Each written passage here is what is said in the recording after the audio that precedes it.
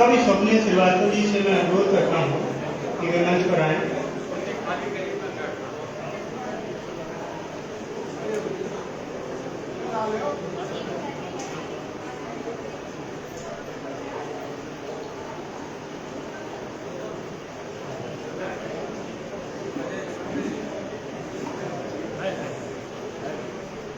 कवि और जन संदेश टाइम के संपादक सुभाष राय।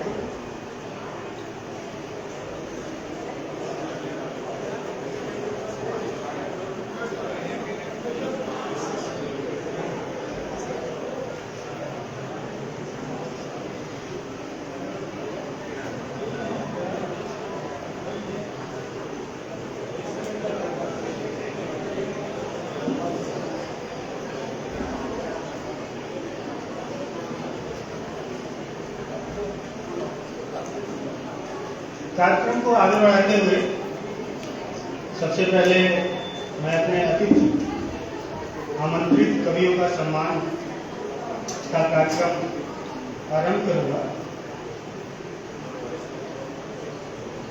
अध्यक्ष ज्ञानेन्द्रपति जी इस सत्र के अध्यक्ष होंगे। अध्यक्ष जी के सम्मान के लिए मैं प्रोफेसर सकलमल शाही जी को आमंत्रित करता हूँ, वे आए और अंगवस्त्र प्रदान करके उनका सम्मान करें।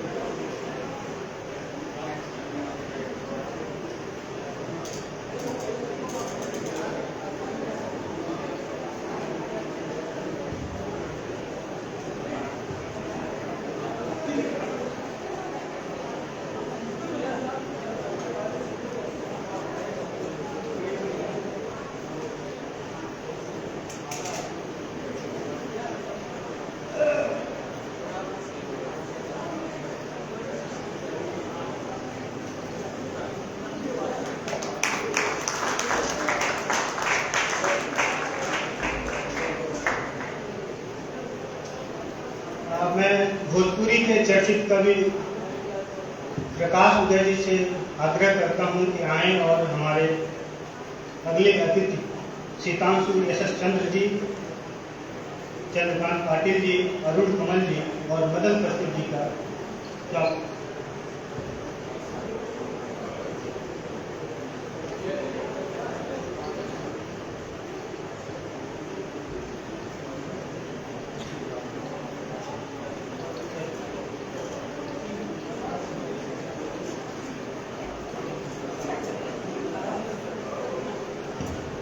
प्रकाश उदय करके मेरा आग्रह है कि कवि मदन कश्यप जी को अंगवस्त्र प्रदान करें और उनका सम्मान करें।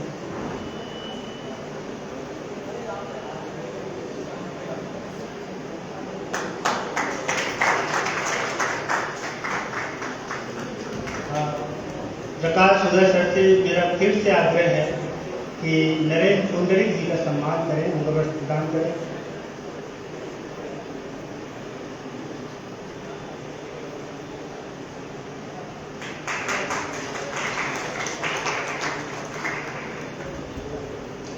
एक बार फिर से प्रकाश उदय सर से मेरा निवेदन है कि स्वप्निल श्रीवास्तव जी का सम्मान करें, अंगवस्त्र प्रदान करें।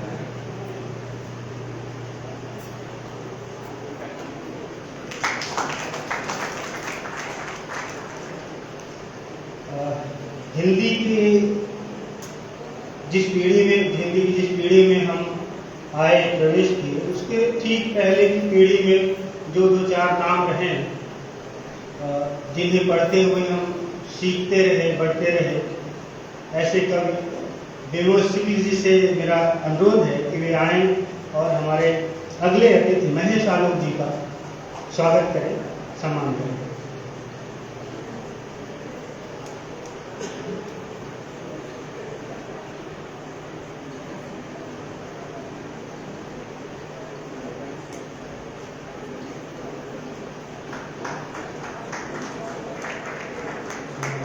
देवेश जी से मेरा फिर से अनुरोध है कि कवि सुभाष राय जी का सम्मान करें, अंगवस्त्र प्रदान करें।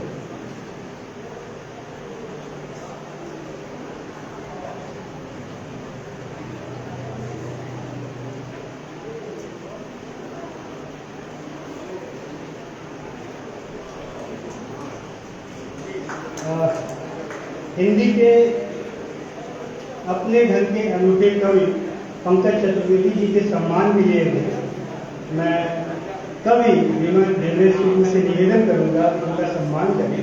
आप जब कभी इन दो कवियों को एक साथ देखेंगे तो आपको ऐसा महसूस हो सकता है, भ्रम हो सकता है कि दोनों भाई थे, दूसरे कॉलेज में गए थे पढ़ने, बिछड़ गए।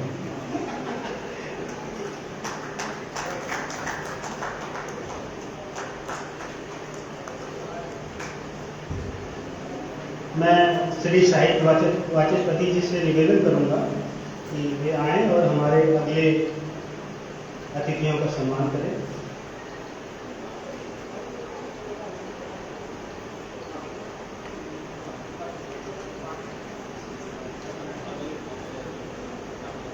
रंजीता सिंह फलर जी का सम्मान करें।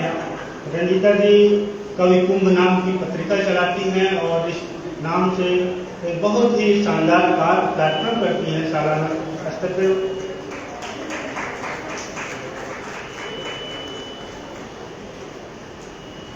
अगले कवि निशांत जी का सम्मान भी श्री साहित्य वाचस्पति जी ही करेंगे, ऐसा मेरा अनुरोध है।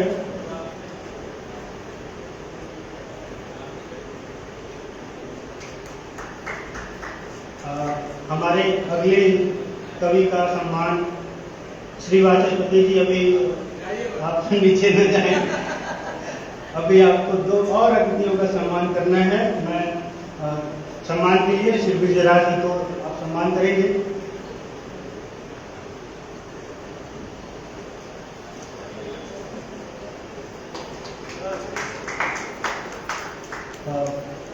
वंदना शाही जी हमारी अतिथि हैं, कविता पाठ की हिस्सेदारी में हैं।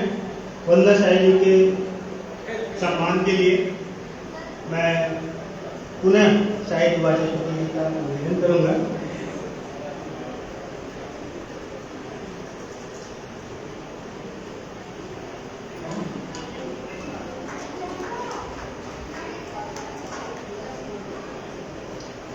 साथ ही यूं तो यह कार्यक्रम एक औपचारिकता ही होती है, लेकिन कई बार होता है कि अगर ऐसा न हो तो अच्छा भी नहीं लगता है। इसके बाद मैं सीधे कविता पाठ के कार्यक्रम पे आऊँगा। हिंदी के कवि श्री अशोक वाजपेयी की भाषा में कहूँ तो कविता के कुछ इस खेल के कुछ नियम हैं। उस नियम और अध्यक्षीय निर्देश के लिए मैं इस सत्र के अध्यक्ष ज्ञानेन्द्र जी से अनुरोध करता हूँ वो आए और कुछ निर्देश तय करते हैं।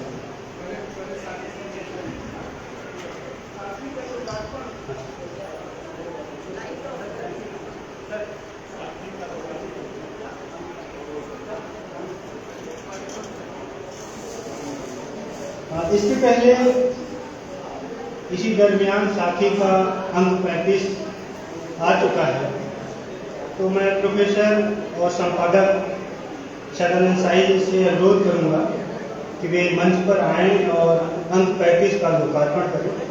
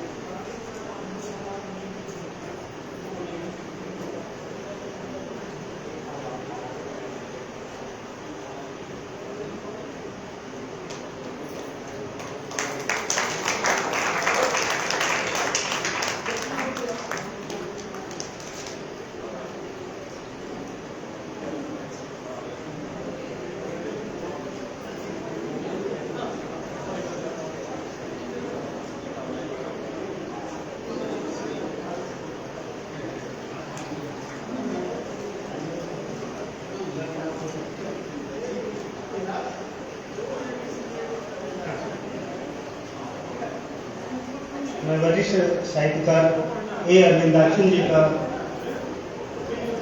को मंच बुलाना चाहूँगा। वह लोकार्पण के लिए मंच पर चले हैं। कृपया अनुरोध समझिए।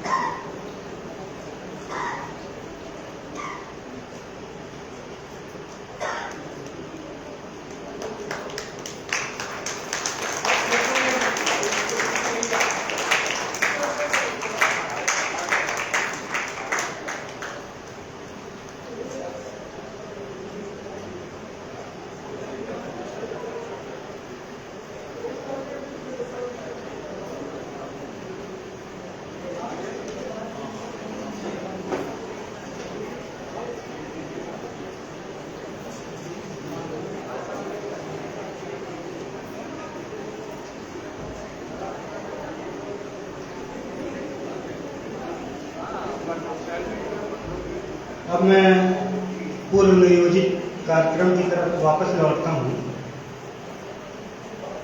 इस सत्र के अध्यक्ष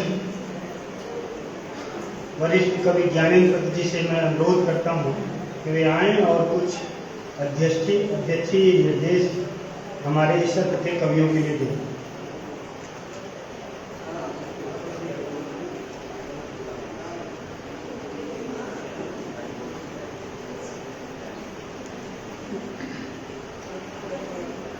हमारे प्रिय कवि केदारनाथ सिंह जी की स्मृति में आयोजित समारोह में मौजूद सभी कविता कर्मी, कविता प्रेमी, कविता मर्मी मित्रों, मंच पर विराजमान गुजराती के, हिंदी के महत्वपूर्ण भारतीय कवि सितांशु पुष्पवंत जी, मराठी के चंद्रकांत पाटिल जी, सभागार में सामने की कुर्सी पर बैठे हुए श्री अरविंदाक्षन जी, मलयालम के महत्वपूर्ण कवि स्वयं वे हैं और इसमें उनका नाम छूटा हुआ है। उनसे अनुरोध किया है मैंने कि वे भी कविताएँ अपनी पढ़ें, जिससे कि भारतीय कविता की मुकम्मल तस्वीर यहाँ पर उपस्थित हो हम लोगों के सामने। मित्रों, यह जो बनारस की जमीन है उसे अगर मध्यकाल को देखें तो लोक जागरण वाले समय में कबीर, रैदास और तुलसी की त्रिवेणी ने रस सिद्ध किया है, बनारस के चित्त को कविता से उत्फुल्ल किया है और कविता ग्राही बनाया है। बाद में आधुनिक काल में हिंदी के जनक भारतेंदु के बाद अगर कई दौरों को समेटते हुए आधुनिक काल को देखें तो छायावाद का बीज वपन करने वाले यशवंत प्रसाद प्रतिवादी कविता के विधत्त्रयी में से एक, हिंदी के अत्यंत महत्वपूर्ण कवि त्रिलोचन शास्त्री, त्रिलोचन के नाम से जिन्हें हम ज्यादा जानते हैं क्योंकि इसी नाम से वे कविताएं लिखते थे, और प्रतिरोध की चेतना से लैस आज भी अत्यधिक प्रासंगिक, बल्कि आज कुछ ज्यादा ही प्रासंगिक प्रतीत हो रहे धूमिल, ये यहाँ की जमीन के ऐसे कवि रहे हैं जो जनमन को न केवल समझते थे, उसे मजबूत करने की भी जिन्होंने कोशिश की। कविता का भी एक कवच होता है जो कि एक आत्मिक कवच होता है, और जहाँ से कि आत्मा वृद्धि नहीं होती है जिस कविता के कवच को धारण करके, और कविता का वही कवच को मन दास ने पहन रखा था कहीं, जिनके प्रति की केदारनाथ सिंह जी की कविता निवेदित है पूर्णदास के प्रति, जिन्हें की सिकरी से कोई काम नहीं था।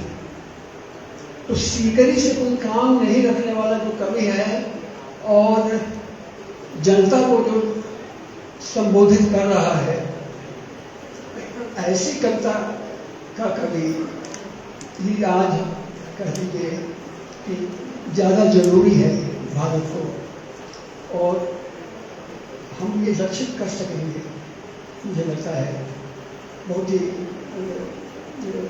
शाब्दिक धरातल पर भी, कि किस तरह से एक भारतीय कविता का ऐसा स्वरूप बनता है जिसमें कि कविता की जड़ें तो भारतीय जीवन दर्शन में और भारतीय चिंतन अनुचिंतन में गहरे गई होती है, लेकिन उसकी दृष्टि विश्व मनस्क होता है। यह स्वरूप भी जरूर इस काव्य पाठ से उभर कर आएगा। तो केदारनाथ जी की स्मृति को नमन करते हुए और सम्मानित कवियों मराठी के संदीप जगताले और हिंदी के अंचित का अभिनंदन करते हुए हम लोग यह काव्य पाठ करने जा रहे हैं। एक निवेदन कर दूं मैं अपने तमाम कवि मित्रों से कि हम में जो हिंदी के कवि हैं यहाँ मंच पर, जाहिर है कि उनकी संख्या ज़्यादा है, और उनसे अनुरोध है कि एक एक कविता ही केवल पढ़ें, और गुजराती के हितांशु यशस्चंद्र, मराठी के चंद्रकांत पाटिल, और अगर अपनी स्मृति से या किसी जुगाड़ से कविताएं हासिल कर सके अपनी अरविंदाक्षण साहब, इन पर यह बात लागू नहीं होती। इनसे हम जी भर कर सुनेंगे, जी भर कर सुनना चाहेंगे, जितनी कविताएं वे सुना सकते हैं। तो मित्रों, हम लोग यह काव्य पाठ शुरू करें, और मैं विभाग वैभव को ये जिम्मेदारी देता हूँ, वो संचालन कर भी रहे हैं कि वे इस कार्यक्रम को आगे बढ़ाएं और नाम निकालें। धन्यवाद।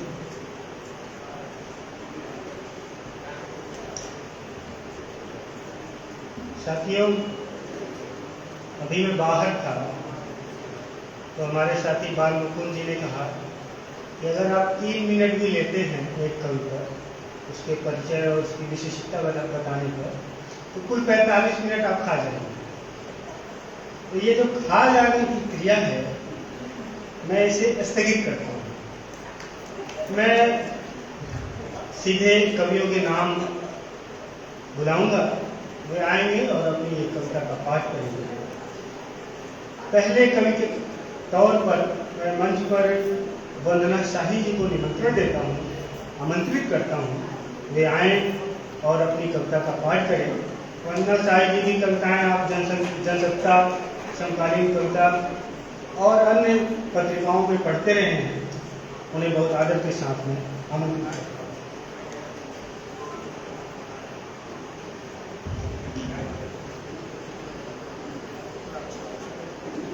दरड़ी अध्यक्ष श्री ज्ञानेंद्र पति जी एवं सम्मानित मंच, भारतीय भाषा के श्रेष्ठ हस्ताक्षर श्री सितांशु जी, श्री चंद्रकांत पाटिल, श्री ए अरविंदाक्षण, श्री अरुण कमल जी की उपस्थिति में मुझे कविता पाठ का अवसर मिला है। ये मेरे लिए बहुत सौभाग्य की बात है। मैं केदार जी की स्मृति को नमन करते हुए उनकी कविता प्रस्तुत करने जा रही हूँ, जो साखी 35 में प्रकाशित है। कविता का शीर्षक स्त्री है।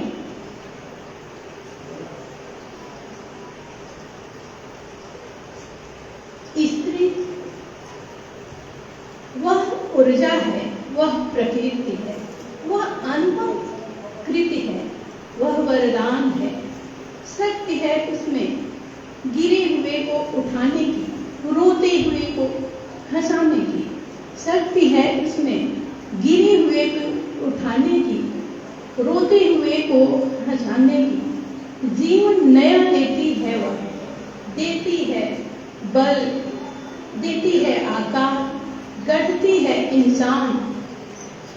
जीवन नया देती है, वह देती है बल, देती है आकार, गढ़ती है इंसान, गिरती है बार बार, खुद को संवारती हुई एक बार फिर उठ जाती है कुछ नया करने की।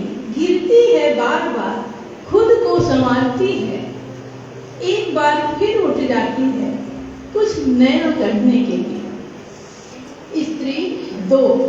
स्त्री क्या है? रहस्य, परत दर परत। स्त्री क्या है? रहस्य, परत दर परत। स्त्री क्या है? हवा का झोंका या मन भर दुलार। स्त्री क्या है? हवा का झोंका या मन भर दुलार। क्या है स्त्री? धरती का एक टुकड़ा जिसे सब सहना है और रचते ही रहना है। स्त्री क्या है? धरती का टुकड़ा जिसे सब सहना है और रचते ही रहना है। धन्यवाद।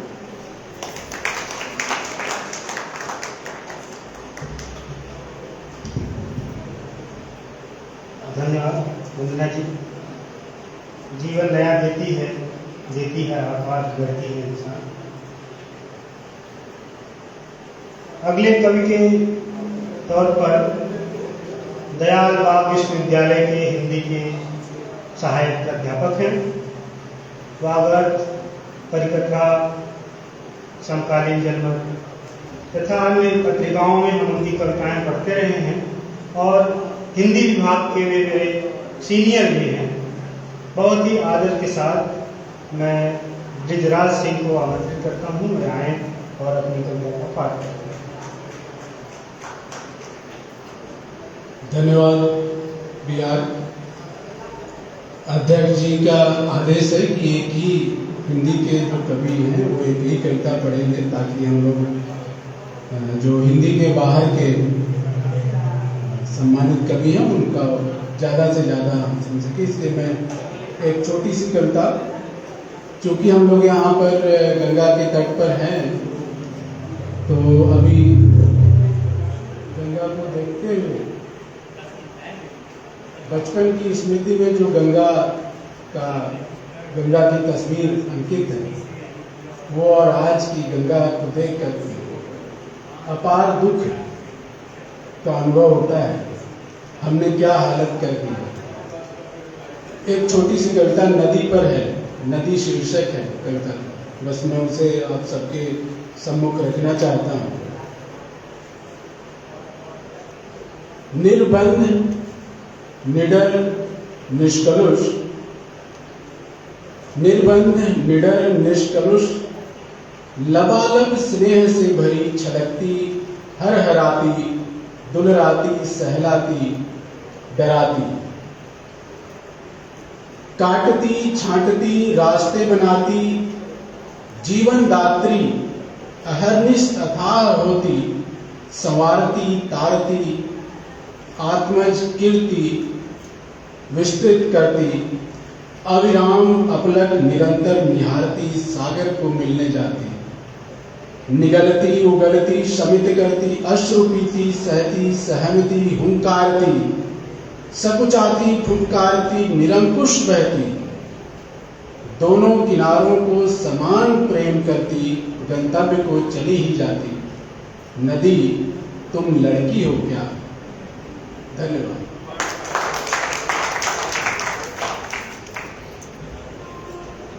धन्यवाद बृजराज जी।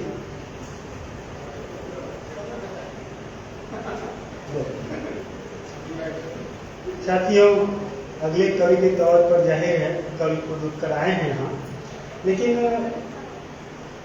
कवि केदारनाथ सिंह के नाम पे दिया जाने वाला सम्मान, पहला सम्मान, मैं बताते चलूं कि कवि निशांत के अनेक संस्मरण जो केदारनाथ सिंह के साथ के संस्मरण थे अनेक पत्रिकाओं में प्रकाशित हुए हैं और खूब चर्चित भी रहे हैं। इसके अलावा केदारनाथ सिंह पर के स्मृति में संख्या की दृष्टि से मुझे जितनी जानकारी है सबसे ज़्यादा कविताएं कवि निशांत जी ने लिखी हैं। केदारनाथ सिंह को देखते हुए एक बाघ को देखा। केदारनाथ सिंह को देखते हुए एक बाघ को देखा। केदारनाथ सिंह को देखते हुए सिर्फ केदार को देखा और कुछ नहीं। इसी कविता के साथ कवि निशांत का मैं अभिवादन करता हूँ। आए और कविता पढ़ते हैं। धन्यवाद विहार भाई। मैं समय बचाने के चक्कर में था, इसलिए जल्दी आ गया था।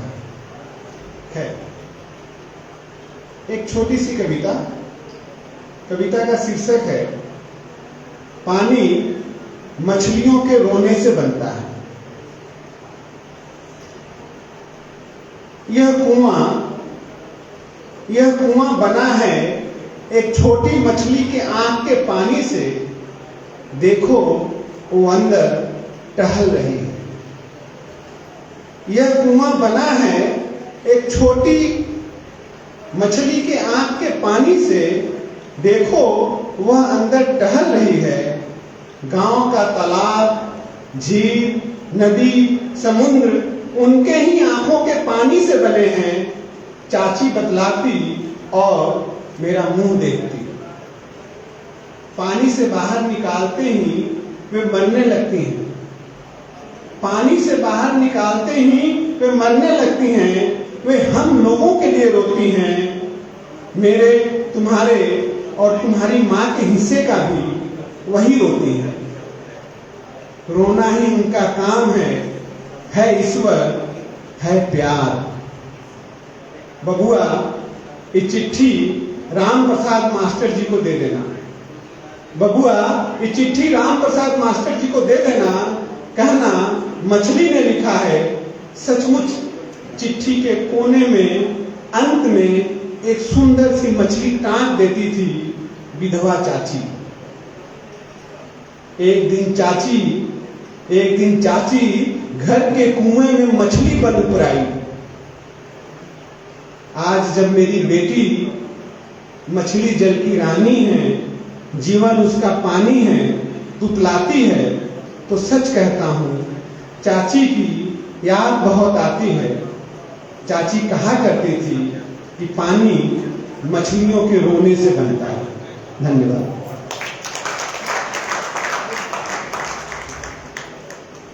पानी मछलियों के रोने से बनता है। अगले कवि के रूप में, कवित्री के रूप में मैं रंजीता फलक जी को आमंत्रित करता हूँ। कवि को, जैसा मैंने बताया, कवि कुंभ के नाम से उनकी पत्रिका भी आती रही, उसके संपादक रही हैं और एक बहुत ही भव्य आयोजन होता रहा है जो पिछले कोविड के दौरान जो बाधाएं आई उससे रुकी हुई थी। वे आए और अपने कविता का पाठ। बहुत शुक्रिया विभाग, जैसे कि उसने परिचय दिया कि एक संपादक और आयोजक होने के नाते समय सीमा का बहुत ज़्यादा ही ध्यान रहता है और बिना किसी तमहीद के सम्मानित मंच और स्नेहित श्रोताओं को नमन। एक कविता थोड़ी सी लंबी है लेकिन वो इस जगह के लिए बहुत मुफीद है और आज जो भी मेरे सीनियर प्रिय कवि बैठे हैं उनके लिए ये कविता मैं सुनाना चाहती हूँ। उदास होना अपने वक्त की तलखियों पर शीर्षक है। कांपती सी प्रार्थनाओं में उसने मांगी थोड़ी सी उदासी, थोड़ा सा सब्र और ढेर सारा साहस। कांपती सी प्रार्थनाओं में उसने मांगी थोड़ी सी उदासी, थोड़ा सा सब्र और ढेर सारा साहस अपने अंदर की आग को बचाए रखने के लिए। अपने अंदर की आग को बचाए रखने के लिए जरूरी है अपने वक्त की तलखियों पर उदास होना।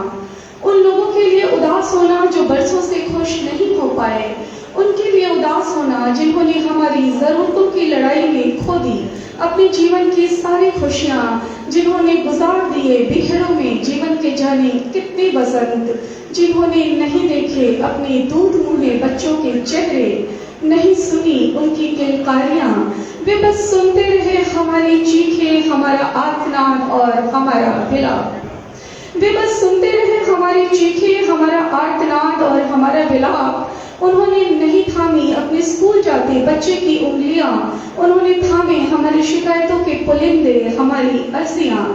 किसी शाम घर में चाय की गर्म चुस्की के साथ वे नहीं पूछ पाए अपनों का हाल चाल। वे बस पूछते रहे सचिवालय, दफ्तर, थानों में हमारी रपट के जवाब। कभी चांदनी, अमावस या किसी भी पूरी रात वे नहीं थाम सके अपनी प्रिया के प्रेम का ज्वार। कभी चांदनी, अमावस या किसी भी पूरी रात वे नहीं थाम सके अपनी प्रिया के प्रेम का ज्वार।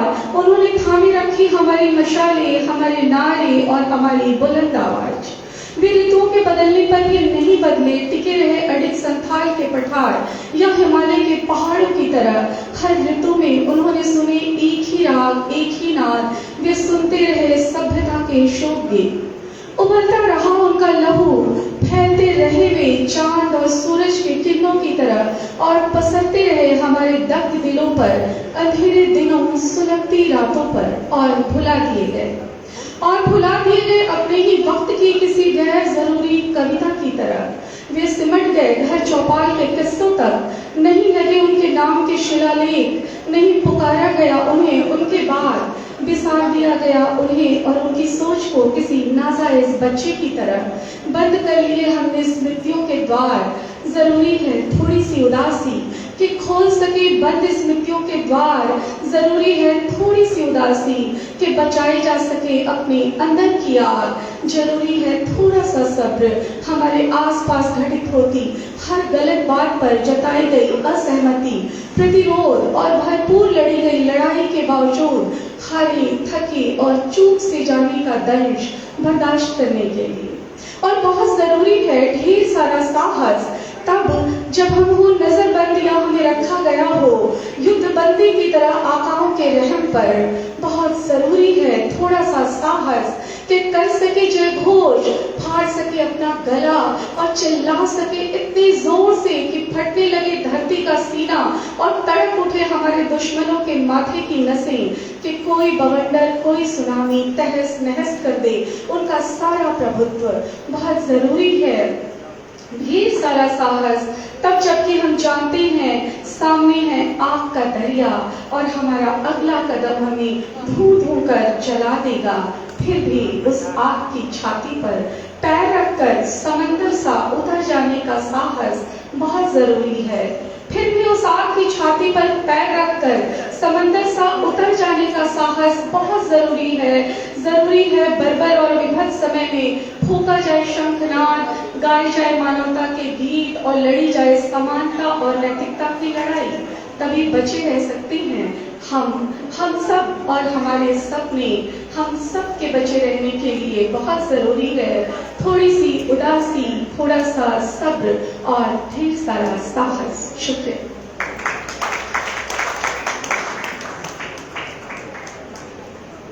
बहुत बहुत धन्यवाद रंजिता जी।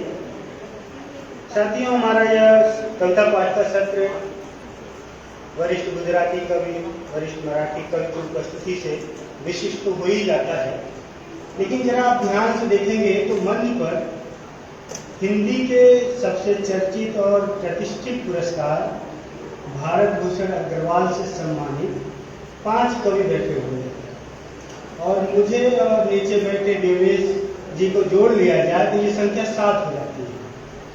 तो 7 ऐसे चर्चित पुरस्कार, भारत भूषण प्राप्त पुरस्कार एक जगह इकट्ठा है, यह अपने आप में काफी सुखद है। भारत भूषण अग्रवाल सम्मान से सम्मानित एक संपूर्णता के लिए एक ही चेहरा, रक्तचाप और अन्य कविताएं संग्रह के कवि पंकज चतुर्वेदी जी का मैं उन्हीं की एक कविता से स्वागत करता हूँ। घर में एक दिन स्वागत मैंने पूछा, काजू की रोटी कैसी होती है? जीवन संगिनी ने कहा, थोड़ा आटा मिलाना पड़ेगा, नहीं तो उसकी रोटी बनेगी नहीं, टूट जाएगी। राजा को प्रजा की जरूरत क्यों है, समझने के लिए इससे बेहतर रूपक और क्या हो सकता है। स्वागत है।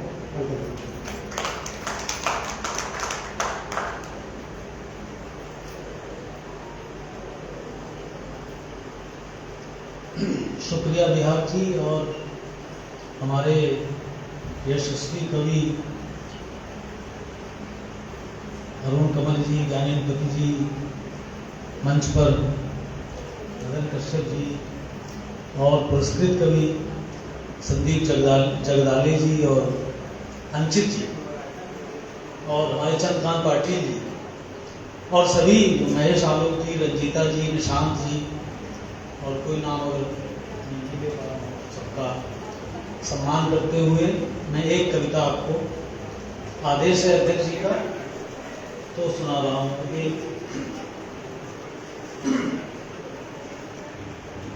एक जो सोचा था सुनाने को तो बिहार जी ने सुना दी, तो मुझे एक और गेम खेलने का मौका मिल गया। सिंगल बॉल क्रिकेट है ये, तो एक कविता सुना रहा हूं, अभ्युदय।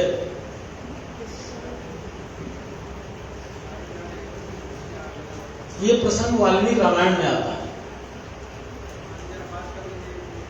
कि जब रामायण को सुनाया लवकुश ने राम के सामने, तो राम ने क्या प्रतिक्रिया की उस पर है कविता। और ये वाल्मीकि जी लेके गए थे लवकुश को राम के सामने और कहा कि आपकी रामायण जो मैंने लिखी है वो इन बच्चों को याद है, आप सुन लीजिए इनसे। तो बच्चों ने रामायण का पाठ करके सुनाया, तो राम ने जो प्रतिक्रिया की उस पर अभ्युदय।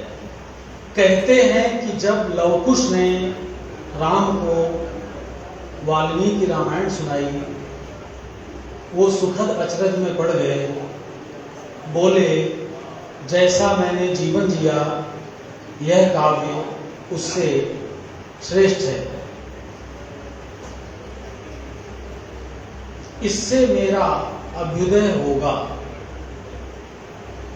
यह नहीं कि कविता अतिशय कथन करती या सच को अधिक सुंदर बनाती है, बल्कि वो मनुष्यता का मानदंड ऊंचा उठाती है, जिससे जीवन की सांझ में भी सुबह की इच्छा बची रहे और काव्य नायक को लगे हाँ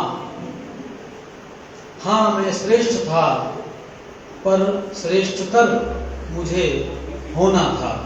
शुक्रिया।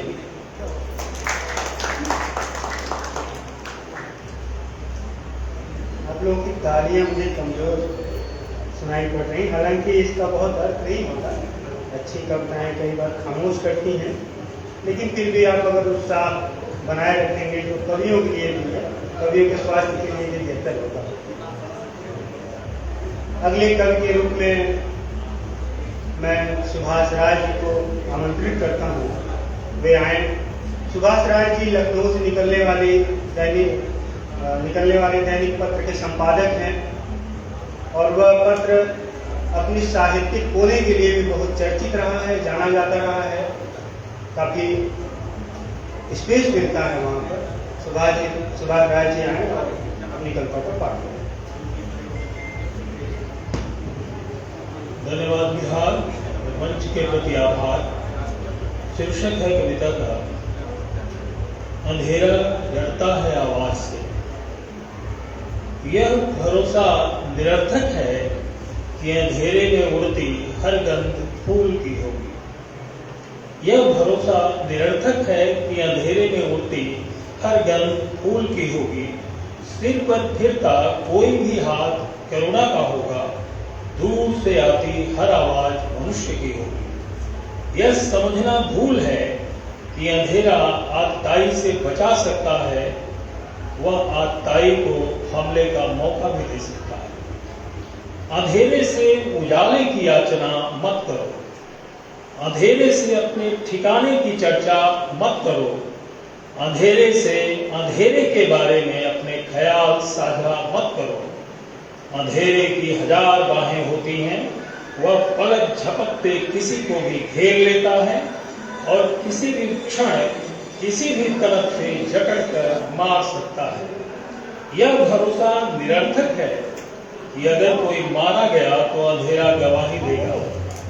यह भरोसा निरर्थक है कि अगर कोई मारा गया तो अंधेरा गवाही देगा कि अंधेरा खुद ब खुद चला जाएगा। तेज रोशनी की ओट में भी हाथ लगाए छिपा रह सकता है अंधेरा। जब अंधेरे से सामना हो चुप मत बैठो, आवाज लगाते रहो। आवाजें अंधेरे को चीरती हुई निकल जाती हैं। अंधेरा सिर्फ आवाज से डरता है, अंधेरा सिर्फ आवाज से डरता है।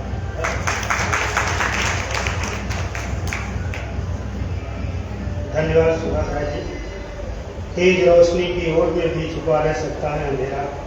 मुझे भोपाल का वो मशहूर शायर याद आया, रेशा रेशा उधेड़ कर देखो, रोशनी किस जगह से काली है। अगले कवि के रूप में मैं महेश आलोक जी को निमंत्रित करता हूँ, आमंत्रित करता हूँ, निवेदन करता हूँ वे आएं और अपनी कविता का पाठ करें। आपके दो संग्रह चलो कुछ खेल जैसा खेलें और छाया का समुद्र प्रकाशित है। मैं आप ही की एक काव्य पंक्ति के साथ आपको बहुत ही आदर के साथ मंच पर आमंत्रित करता हूँ। हालांकि यह भी सच है, एक अच्छी कविता ज्यादा ताकतवर होती है किसी बहुमत वाली सरकार से।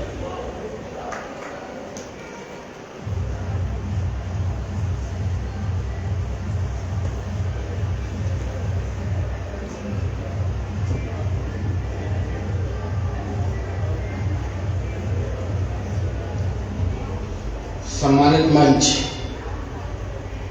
और साथियों, एक कविता पढ़ रहा हूं। कविता का शीर्षक है हाथ। हाथ।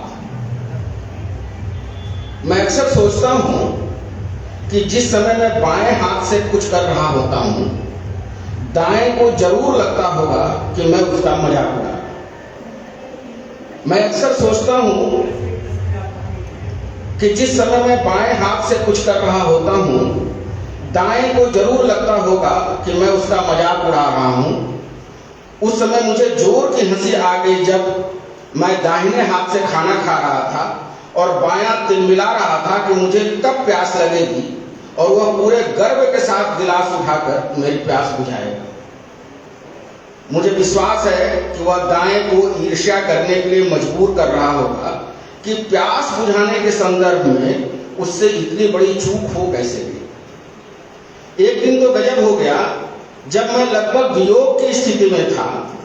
ये दोनों मेरे आंसू पोंछने के बजाय जाने किस चमत्कार से तारों तक पहुंच गए और मेरे ऊपर इस तरह गिराने लगे कि मैं मुस्कुरा उठूं।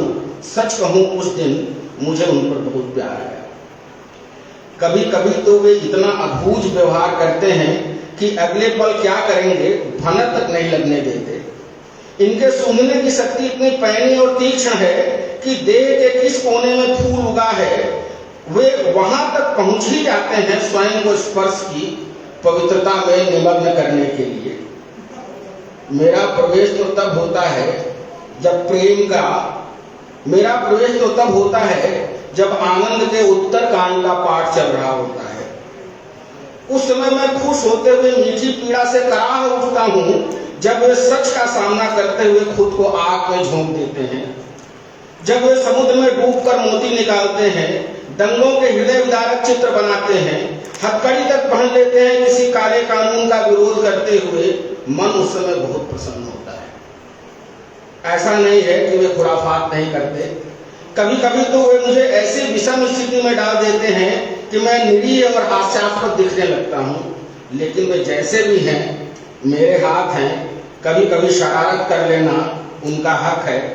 जैसे मैं अभी पूछूं कि हाथ भाई तुम मेरे बारे में क्या सोचते हो, तो वे उत्तर देने के बजाय बिना मुझसे पूछे मेरे बालों में कंघी करने लगेंगे।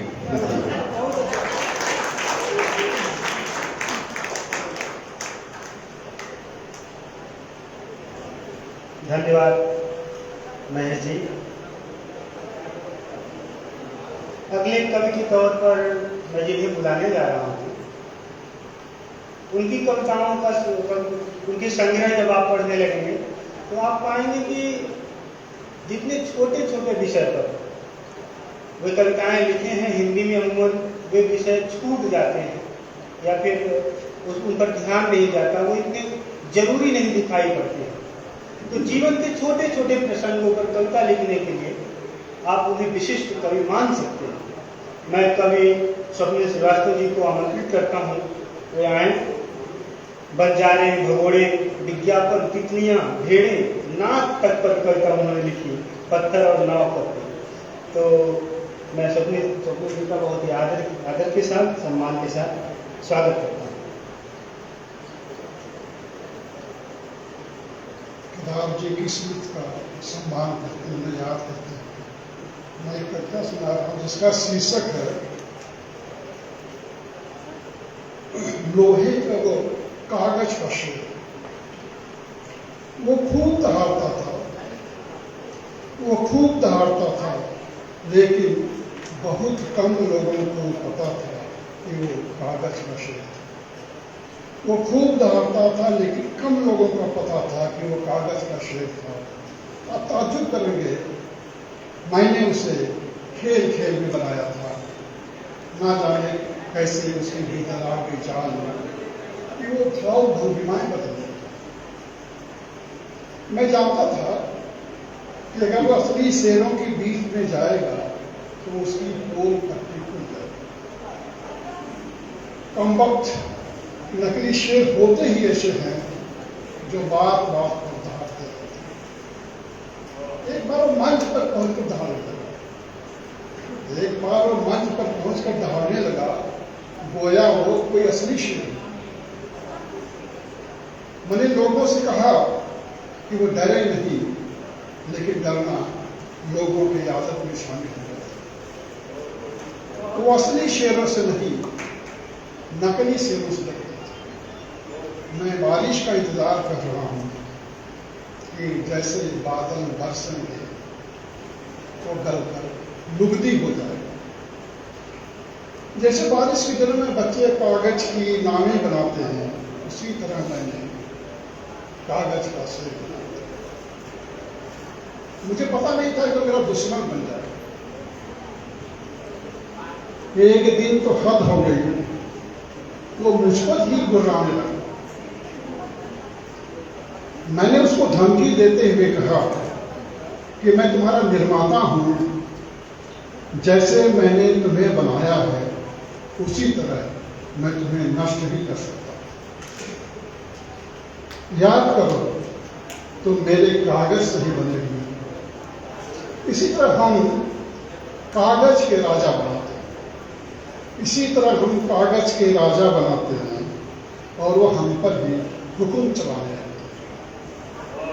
हम कुम्हार की तरह हैं, मिट्टी से बनाते हैं मूर्तियां, जैसे उनके भीतर जीवित होने का मंत्र फूंकते हैं, वो देवता होने लगते हैं। जिस दिन उन्हें पता चलेगा कि कुम्हार रौदना भी जानते हैं, उस दिन वो मिट्टी हो जाएगी। कागज के शेर हो या मिट्टी के देवता, उनका जादू बहुत दिनों तक नहीं चलता, समय उन्हें धराशायी कर देता। धन्यवाद।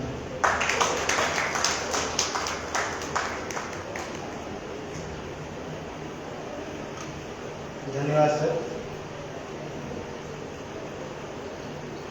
अकेले का सुख जितना हल्का होता है, अकेले का दुख होता है उतना ही भारी। यह काव्य पंक्तियां हैं, एक कविता की पंक्तियां हैं कवि नरेंद्र पुंडरीक जी की। आप जानते हैं नरेंद्र पुंडरीक जी हिंदी की चर्चित पत्रिका माटी के संपादक हैं, केदार स्मृति शोध संस्थान के सचिव हैं और हमारे समय में खूब पढ़े सुने जाते रहे कवि हैं। मैं नरेंद्र पुंडरीक जी को जिसे निवेदन करता हूं कि आए और अपनी कविता का पाठ करें।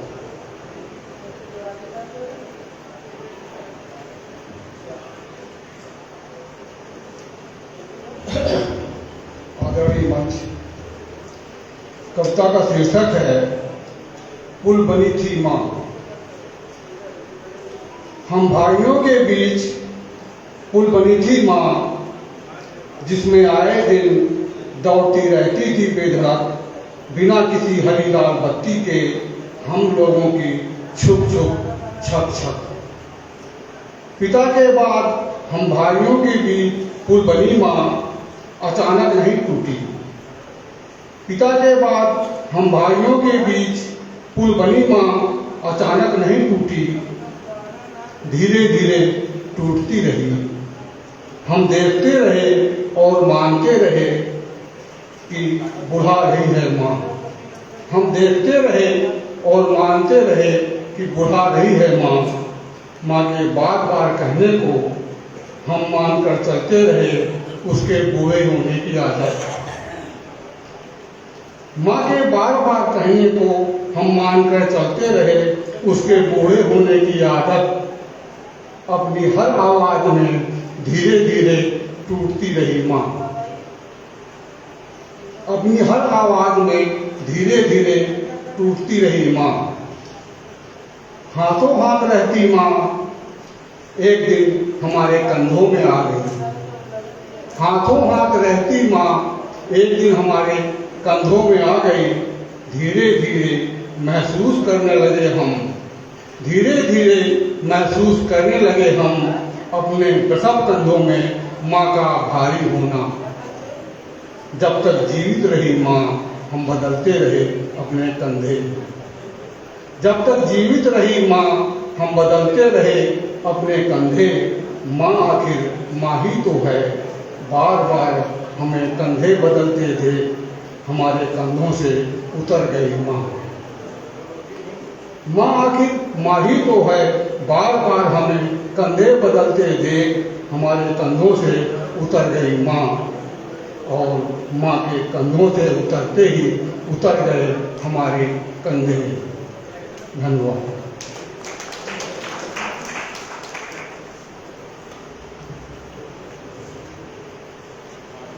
धन्यवाद सर। यह 2015 या 16 की बात होगी।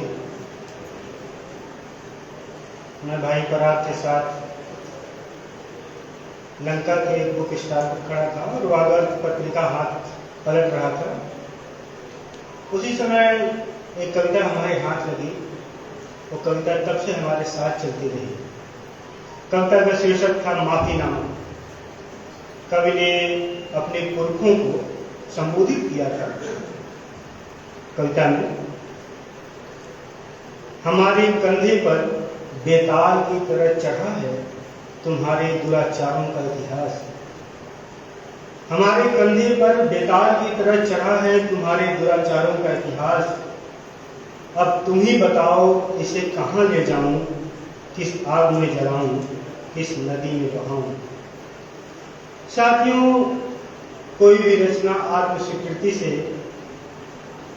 ऊंची ही होती चली जाती है और किसी भी रचनाकार को जो ऊंचाई मिलती है उसको बहुत बड़ा हाथ होता है उसकी सब्लिमिटी, उसकी उदात्तता की। रचनाकार कितना उदात्त होकर भाषा को बरत रहा है, ये बहुत ही महत्वपूर्ण बात है। ऐसी ही उदात्त कविता के कवि मदन कश्यप जी को मैं बहुत आदर के साथ मंच पर आमंत्रित करता हूँ। वे आए और अपनी कविता का पाठ करें।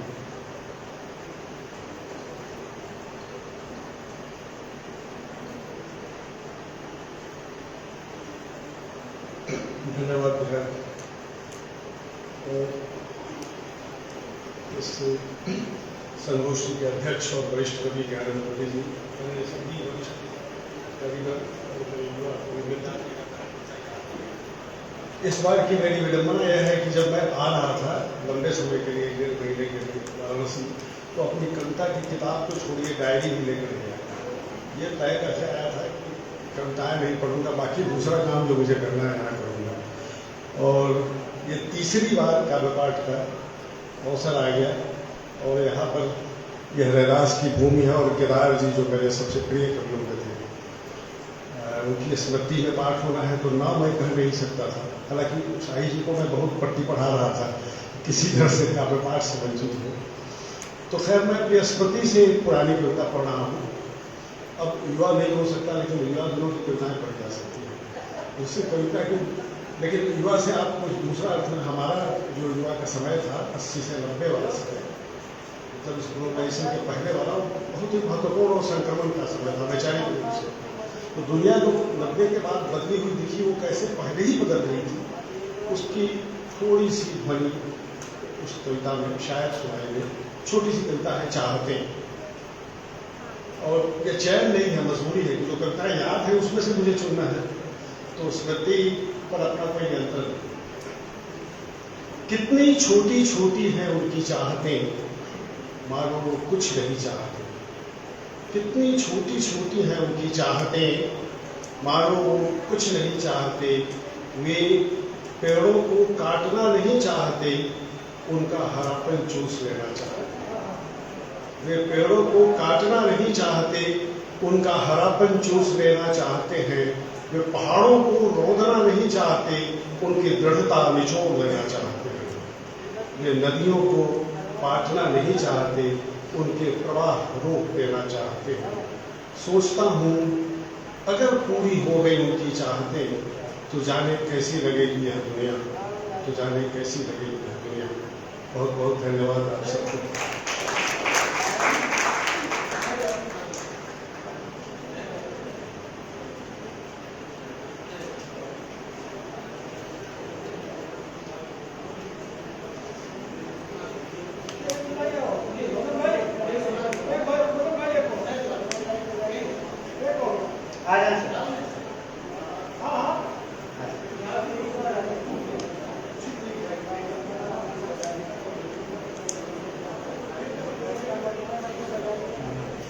हम फिर किसी कार्यक्रम में मदन कश्यप जी को भरपूर समय देकर सुनेंगे।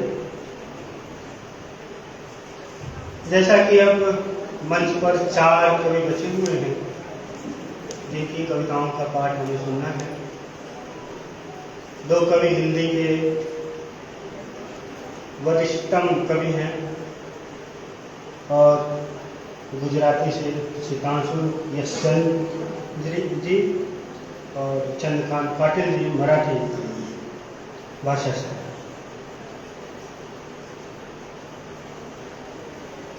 समकालीन हिंदी कविता की जो पूरा परिदृश्य बनता है, उसे बनाने में जिन 3 या 4 कवियों का मैं नाम ले सकता हूँ, उनमें से अरुण कमल जी का नाम मैं बहुत ही ताकत के साथ लेना चाहता हूँ। दोहा एक ऐसा छंद रहा है जो लंबे समय से हिंदी कवियों ने जिसे बरता है। आप उसे चाहे तो दुल्हनवा छंद कह सकते हैं, हिंदी का दुल्हनवा छंद रहा है। और आधुनिक कविता के आंदोलनों के प्रभाव से छंद की कविता धीरे धीरे पीछे छूटती चली गई। इसके बावजूद आप अरुण कमल की कविताओं के पाठ अगर करना शुरू करें तो आप पाएंगे कि बहुत सारी कविताएं जिन्हें आप प्री वर्स के तौर पर पढ़ते रहे हैं, वह वस्तुतः दोहे में है। देखो हत्यारों को मिलता राजपाट सम्मान, जिनके मुंह में कौर मांस का उनको मगही पान। या फिर वह सबसे चर्चित कविता, अपना क्या है इस जीवन में सब तो लिया उधार, सारा लोहा उन लोगों का अपनी केवल धार। तो मैं पुरस्कारों की संख्या गिनाऊं या फिर प्रकाशित संग्रहों के नाम पढ़ूं, इससे बेहतर है कि मैं सीधे कवि को आमंत्रित करूं। बहुत ही आदर और सम्मान के साथ मैं वरिष्ठ कवि अरुण कमल जी को आमंत्रित करता हूं, मैं आए और अपनी कविता का पाठ करें। बहुत बहुत धन्यवाद विहार जी। थोड़ी तारीफ शुरू में कर देने से कवि का हौसला बढ़ता है, ऐसा माना जाता है। देश की आज़ादी के 75 साल पूरे होने पर मैंने कुछ कविताएं लिखी। वो एक श्रृंखला है, उसमें से केवल एक कविता मैं यहाँ पढ़ रहा हूँ, और वो उसमें इस कविता का शीर्षक है बहादुर शाह जफर की मज़ार है। ये मज़ार रंगून में है, यांगून बर्मा में। पंडित हरिराम द्विवेदी जी यहाँ बैठे हैं। बर्मा हम लोग गए थे, द्विवेदी जी के साथ मैं भी था, और वहाँ हम लोग बहादुर शाह जफर की मज़ार पर भी पहुँचे। बहुत मुश्किल से पहुँचते वो एक अलग कथा है। बहादुर शाह जफर की मज़ार पर एक दिन रंगून शहर से बाहर एक सुनसान सी जगह है, जहां कुछ दरख्त हैं घने, कुछ मेमने, एक चरवाहन लड़की और 2 गज जमीन से ज्यादा कुछ ऊंची जगह, यार के कूचे से दूर, अपने वतन की मिट्टी से बहुत दूर। शायद ही इतना दुख किसी ने भोगा। एक नक्काशीदार रुमाल के नीचे पेटों के कटे हुए सिर, शायद ही इतना प्यार किसी ने पाया। कितने हाथों ने एक साथ पहनाया ताज। हर वो जगह वतन है तुम्हारा जहां तुम हो। हर वो गली गली है यार की जहां आवाज है तुम्हारी। तुम्हारी लड़ाई खत्म हुई जफर, पर हमारी तो अब भी जारी है। तुमने बस एक बार देखे कटे हुए सिर, हम तो देखते हैं रोज रोज। तुम्हारा तो यार भी था कहीं, हमारी तो बस एक गली है वीरान सुनसान। 2022 भी 1857।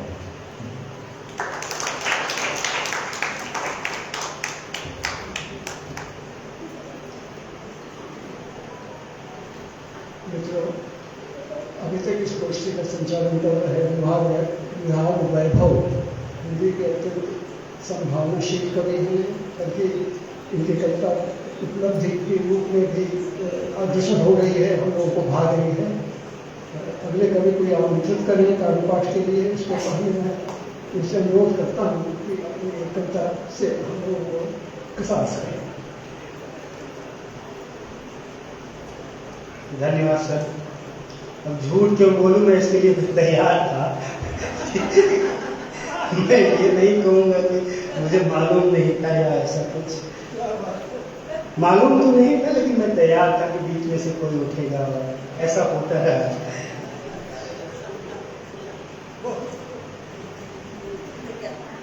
कविता का शीर्षक है इस मोड़ से जो लौटना चाहते हैं लौट लो।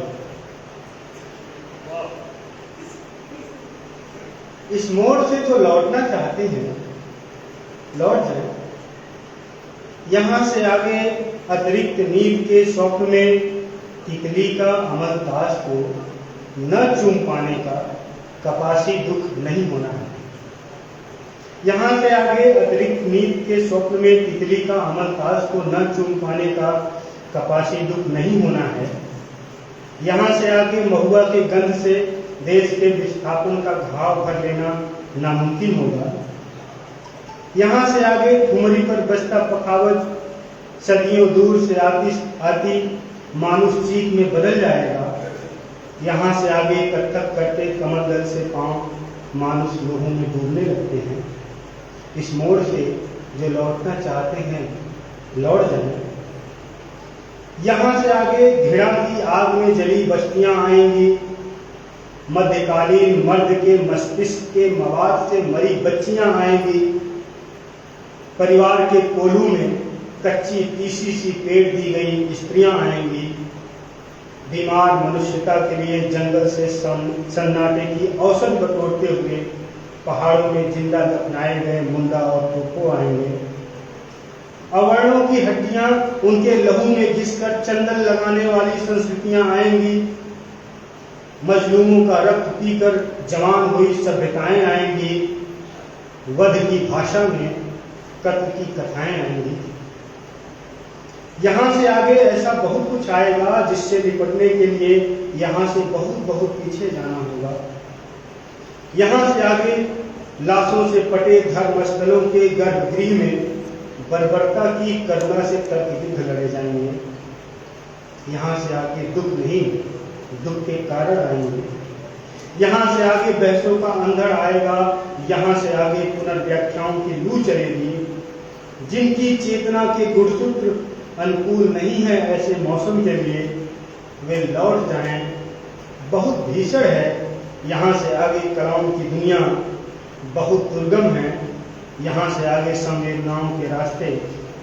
यहाँ से बदलते हैं कहानी के पात्र, यहाँ से बदलती है कविता की भाषा।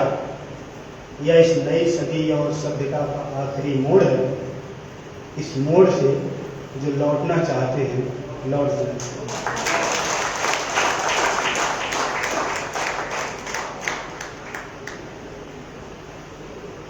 धन्यवाद साथियों। अगले कवि के तौर पर हम जानते हैं हमारे बीच मराठी के प्रतिष्ठित कवि, चर्चित कवि, बहुत ही सम्मानित कवि चंद्रकांत पाटिल जी मौजूद हैं। उन्हें हम कवि के अलावा आलोचक, अनुवादक और संपादक के रूप में भी जानते रहे हैं। मैं उन्हीं की कविता पंक्ति के साथ उनको आमंत्रित करता हूँ, वे आएं और अपनी कविता का पाठ करें। आप देखेंगे कि दूसरी बार जब वो आएगा आपके पास, आप विचारों में गढ़ गए होंगे। तब आपकी ओर उंगली से इशारा कर वह यह कहेगा कि जो लोग विचार कर रहे हैं इस समय वे खूनी हैं, दगाबाज और हत्यारे। तो यह समय जो विचार के लिए निरंतर प्रतिकूल होता चला गया है, इस समय की शिनाख्त करती हुई उनकी रचनाओं को सुनने के लिए मैं उन्हें आमंत्रित करता हूँ। चंद्रकांत पाटिल जी आएं और अपनी कविताओं का पाठ करें।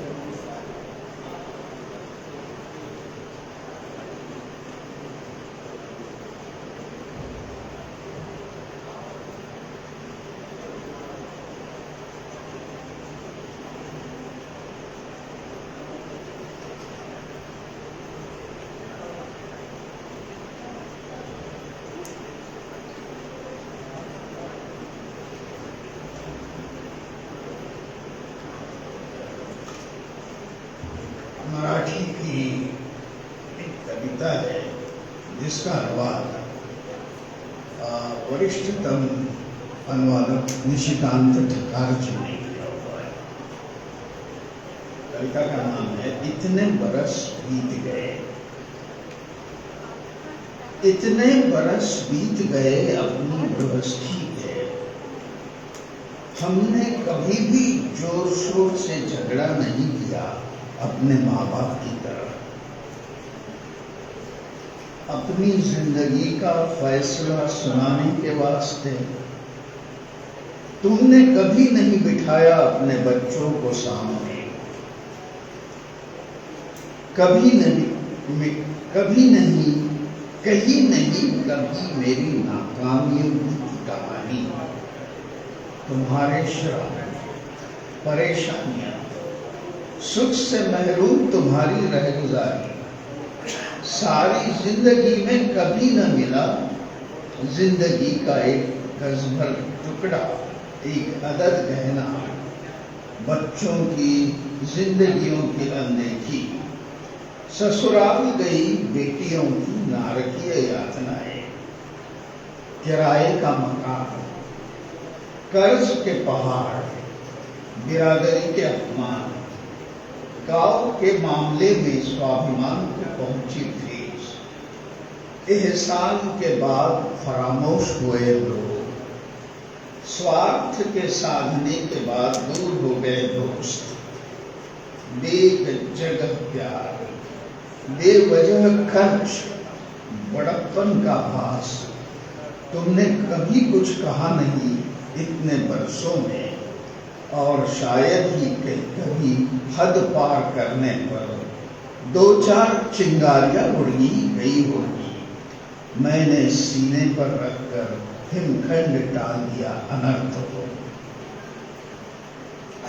पानी तक कड़ी धूप में भाप बनकर उड़ जाता है, फिर भी भीतर का नमक बाकी रह जाता है और तुम तो हो एक जीती जागती जिंदगी। नहीं नहीं, यूं इस तरह जिए जाना सही नहीं है। हमें कभी न कभी जोर शोर से झगड़ा करना चाहिए अपने बच्चों के सामने। नहीं तो जब हम नहीं होंगे इस खौफनाक दुनिया में, हमारे बच्चे हार में खोज लेंगे फलसफा, सहने को समझ लेंगे अध्यात्म और तमाम दबे हुए दर्दों को सहलाते रहेंगे नीक तहलीज के नाम पर। धन्यवाद। सर कुछ सर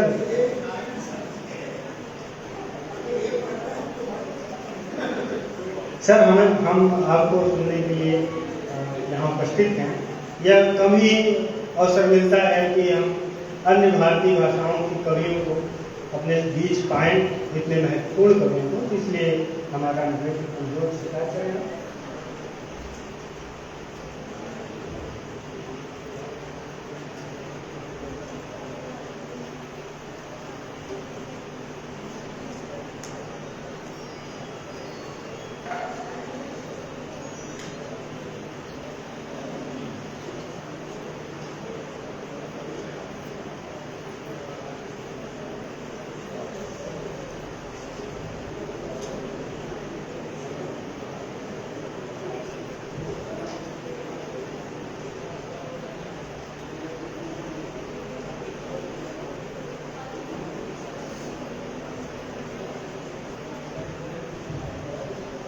कविता का नाम हिंदी कविता है, ओरिजिनल, मराठी नहीं है, हिंदी में लिखी गई है। मैं कभी कभार हिंदी में और कभी कभार मराठी में भी लिखता हूँ। ये मेरे हिंदी कविताओं के संकलन से ली हुई कविता है। इस संकलन का नाम है अपनी भाषा के समीप, जिसकी भूमिका अरुण कलंच ने लिखी है। कविता का नाम है कविता की वापसी। ये कविता मेरे दो प्रिय मित्र और कवि मित्र अक्षय उपाध्याय और प्रभात त्रिपाठी को समर्पित है। परिंदे शर्मिंदे हैं कि महानगर की संभ्रांत सड़क पर सुनसान रात के सीने में टहल रहे हैं तीन कवि, घूम रहे हैं नशे में धुत। कविता की कैद, कविता की मुक्ति, कविता की वापसी, तीनों मस्त है कविता में अश्म लगी। समय की पोटली बांधकर अटकाई गई है बरगद पर, और टहनियों ने इतनी चुप्पी साधी है कि कोई प्रतिसाद नहीं है, न कविता को न कवि। हवा का मातम मना रही है सड़क, तन्हाइयों से तंग है सभी घर, और भीतर घड़ियों के जुझारू जिंदूर समय से लड़ रहे हैं, मुठभेड़ कर रहे हैं। हर चीज रुकी हुई है और तीन मासूम कवि घूम रहे थे महानगर की वीरान सड़क पर। ढूंढ रहे हैं असमय अलजदा हुई तीन आत्माओं को शरीर से। रात के सन्नाटे में पेड़ों की पत्तियां सो गई है परिंदों के कहने बनकर। तालाब का पानी सो गया है मछलियां बनकर। सभी घर सोए हुए हैं आदमी बनकर। न कोई हलचल है न कोई आवाज। वैसे तो जिन्हें जागना होता है वे भी सो जाते हैं, तब जाग रहा होता है एकाध कवि। पर अब तो जाग रहे हैं तीन तीन कवि, लेकिन अपनी ही नशे में धुत भटक रहे हैं कवि। महानगर के सुनसान सड़क पर आतंक भरी समय की नदी को लांघने के लिए अपनी जिंदगी का संकीर्ण पुलिया बनाकर खड़े हैं कवि, और नीचे से बह रही है मध्यम रात, चुप्पी, सड़क, बरगद के पेड़, तालाब, मछलियां व संभ्रांत महानगर। परिंदे शर्मिंदा है कि महानगर की सड़क पर चक्कर काट रहे तीन कवि, और कविताएं सो गई है संभ्रांत भवन में।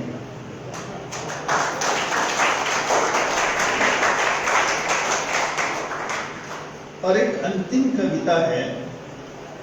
कभी मेरे दोस्त हुआ करते थे एक गुजराती के और उर्दू के कवि, जिन्हें बहुत अच्छी तरह से हमारे सितांशु जी जानते हैं, आदिल मंसूरी नाम। ये आदिल मंसूरी चित्रकार थे, गुजराती में भी लिखते थे, उर्दू में गजल लिखते थे।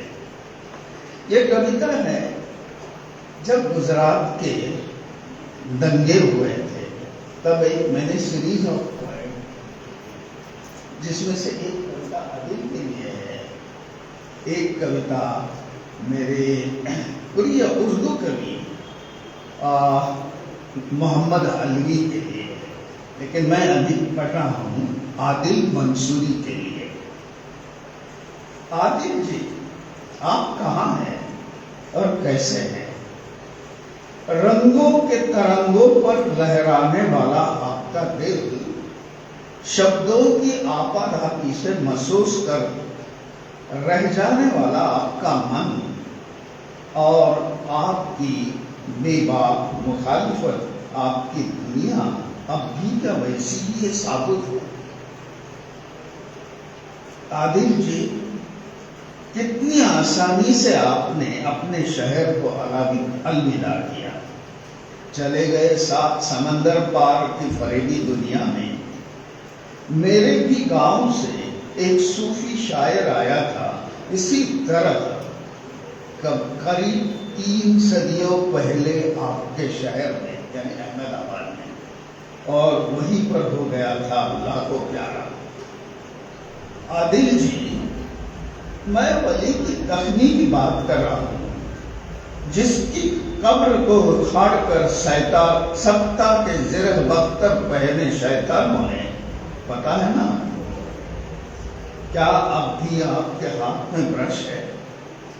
क्या अब भी आपके कागज पर उतर आते हैं रहस्य के पंख लगाकर फड़फड़ाने वाले लाडले शब्द? क्या अब भी आपका अंतःकरण स्याह हो जाता है उदास गजलों की वजह से? या तमाम गहरी यादों को अरब समंदर के किनारे छोड़कर आप हो गए हैं गुमशुदा किसी ऐसी जन्नत में जहां सारे नबी अनायास हो जाते हैं अजनबी? Thank you.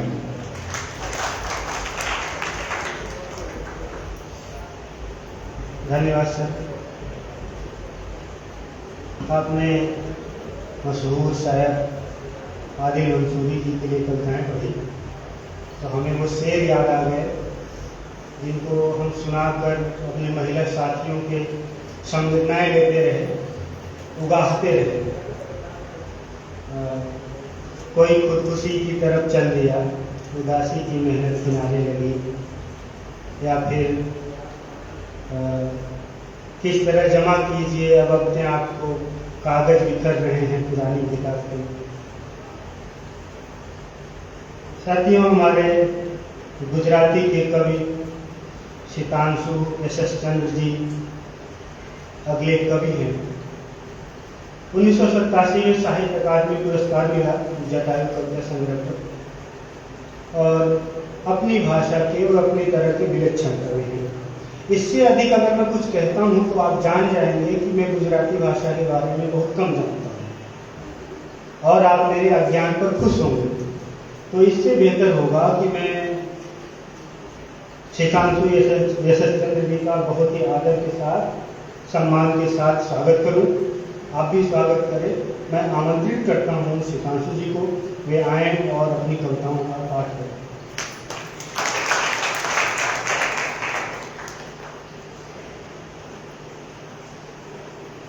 मेरे साथी कवियों को स्नेहवंदन और इतनी धीरज से कविता के साथ जो टिके हैं आप सबको भी स्नेहवंदन।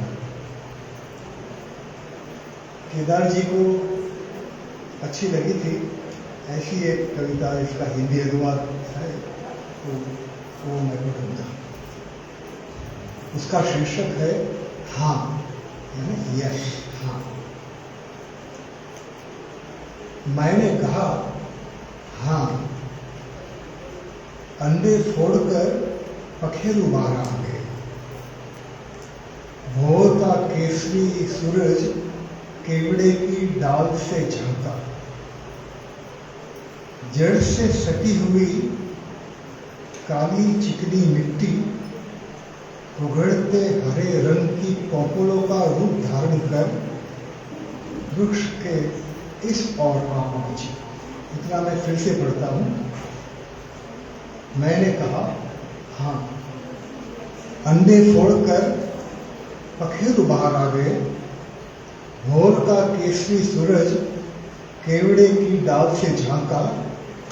जड़ से सटी हुई काली चिकनी मिट्टी उघड़ते हरे रंग की कोपलों का रूप धारण कर वृक्ष के इस ओर आ पहुंची और साथ ही साथ वधस्तंभ पर झुके हुए कंधों के बीच गाढ़े लाल लहू के बाहर हो गए। हाँ कहने से पहले मैं कितना झिझका था। जानकारी थी मुझे इस शब्द के भयंकर सौंदर्य की। हड्डियों तक जड़ जमाकर फोड़ा निकला हो और पके ही नहीं और फिर पकना शुरू करे और मुंह सफेद हो जाए, सनसनाए और फिर लकारे ले और रात में एक निजी सूरज बनकर झिलमिलाए और आंखों को चौंधिया दे। गॉगल्स तो मिले नहीं और अनिद्रा वो जो फूटे, बस वह फूटने का ही है मेरी हाँ। हाँ कहने में कुछ आधा अधूरा तो होता नहीं। हाँ ना वाली हाँ तो अलग ही होती है। मैं तो अंतिम हाँ की बात कहता हूं। अंडा फोड़कर मात्र मवाद के रेले बाहर निकले। मैंने कहा हाँ कि आसपास के लोग खिसक गए, हाथ पीछे खींच गए। दोस्तों द्वारा बढ़ाए गए हाथ, दुश्मनों द्वारा उठाए गए हाथ।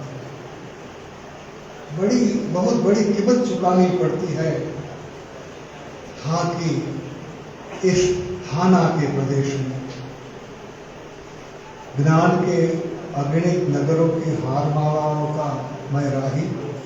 प्रवास कथा ही नहीं, 3 महाद्वीपों की संस्कृति की निवास कथा लिखनी हो मुझे अभी की अभी।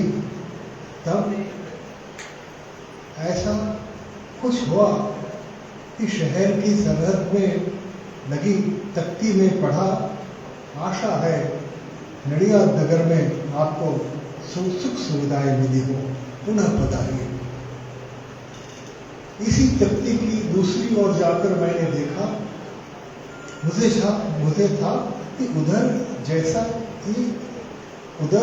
कि होता है ऐसी सूचना होगी। उस पैलेस गांव के द्वार की सरहद की ओर से आने वाले के स्वागत की। तख्ती की दूसरी ओर कोरम को, तख्ती की पूरी तरफ को मैंने हाँ कहा। इसकी अपेक्षा थोड़ी छोटी हाएं कही होती तो अच्छा होता, ऐसा लगता है कभी कभार। छोटी हाएं कहो तो भोले भाले लोग दौड़ते आते हैं, फरिश्ता फरिश्ता, सेवियर कम, बचाओ प्रभु, मानते हैं बच जाएंगे, पवित्र भक्तिभाव से परिपूर्ण। प्रकृति के सौंदर्य को का वर्णन क्यों नहीं करते हैं आपकी कविता में? ऐसा पूछ रहे थे हाना तालुका के एक अमीर जादे किसान। तो सुनो, मैंने हाँ कह दी है हिपोपोटामस के झपकोरने से कल हाथ से कर उठी नदी को, और उस नदी के उत्तर में बर्फ के पहाड़ में अभी अभी शुरू हुई गर्मागर्म ग्रीष्म को। अब जो बाढ़ आएगी, यहाँ के तहसीलों के गांवों को धो डालने वाली उस बाढ़ के आड़े कोई हाथ नहीं दे सकेगा। बकरी में एकाएक आग लगे और लोग भाग निकले, खूंटे से बांधे हुए जनावर सांकल खींचा खींच करे, लगते आगे और आगे पास आती जाए, और ताप बढ़ता जाए और उजाला उग्र बनता जाए और आंखें मिट जाए, तब कस कर बंद की आंखों के सामने आकर कुदरत कहे कि हाँ कर जनावर, हाँ कर। उसे मैंने हाँ कहा है। इसके बाद एकांत देखकर, अंडा फोड़कर कौन कौन बाहर आया? चकोर के बच्चे और चील के बच्चे, कुमुदनी और कमल, दोनों को खिलने को एक ही हाथ हो, तब तुम्हारे आकाश में कौन सा समय होना चाहिए जानते हो? हाँ तो बोलने वाला का आखिरी उच्चार, हाँ कहने के बाद मात्र मौन।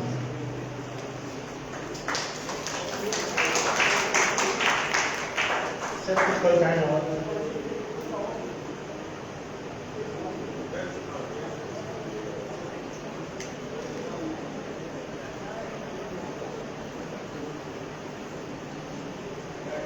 मुझे पहले ही कह देना चाहिए था कि मैं 2 कविता पढ़ने वाला हूँ।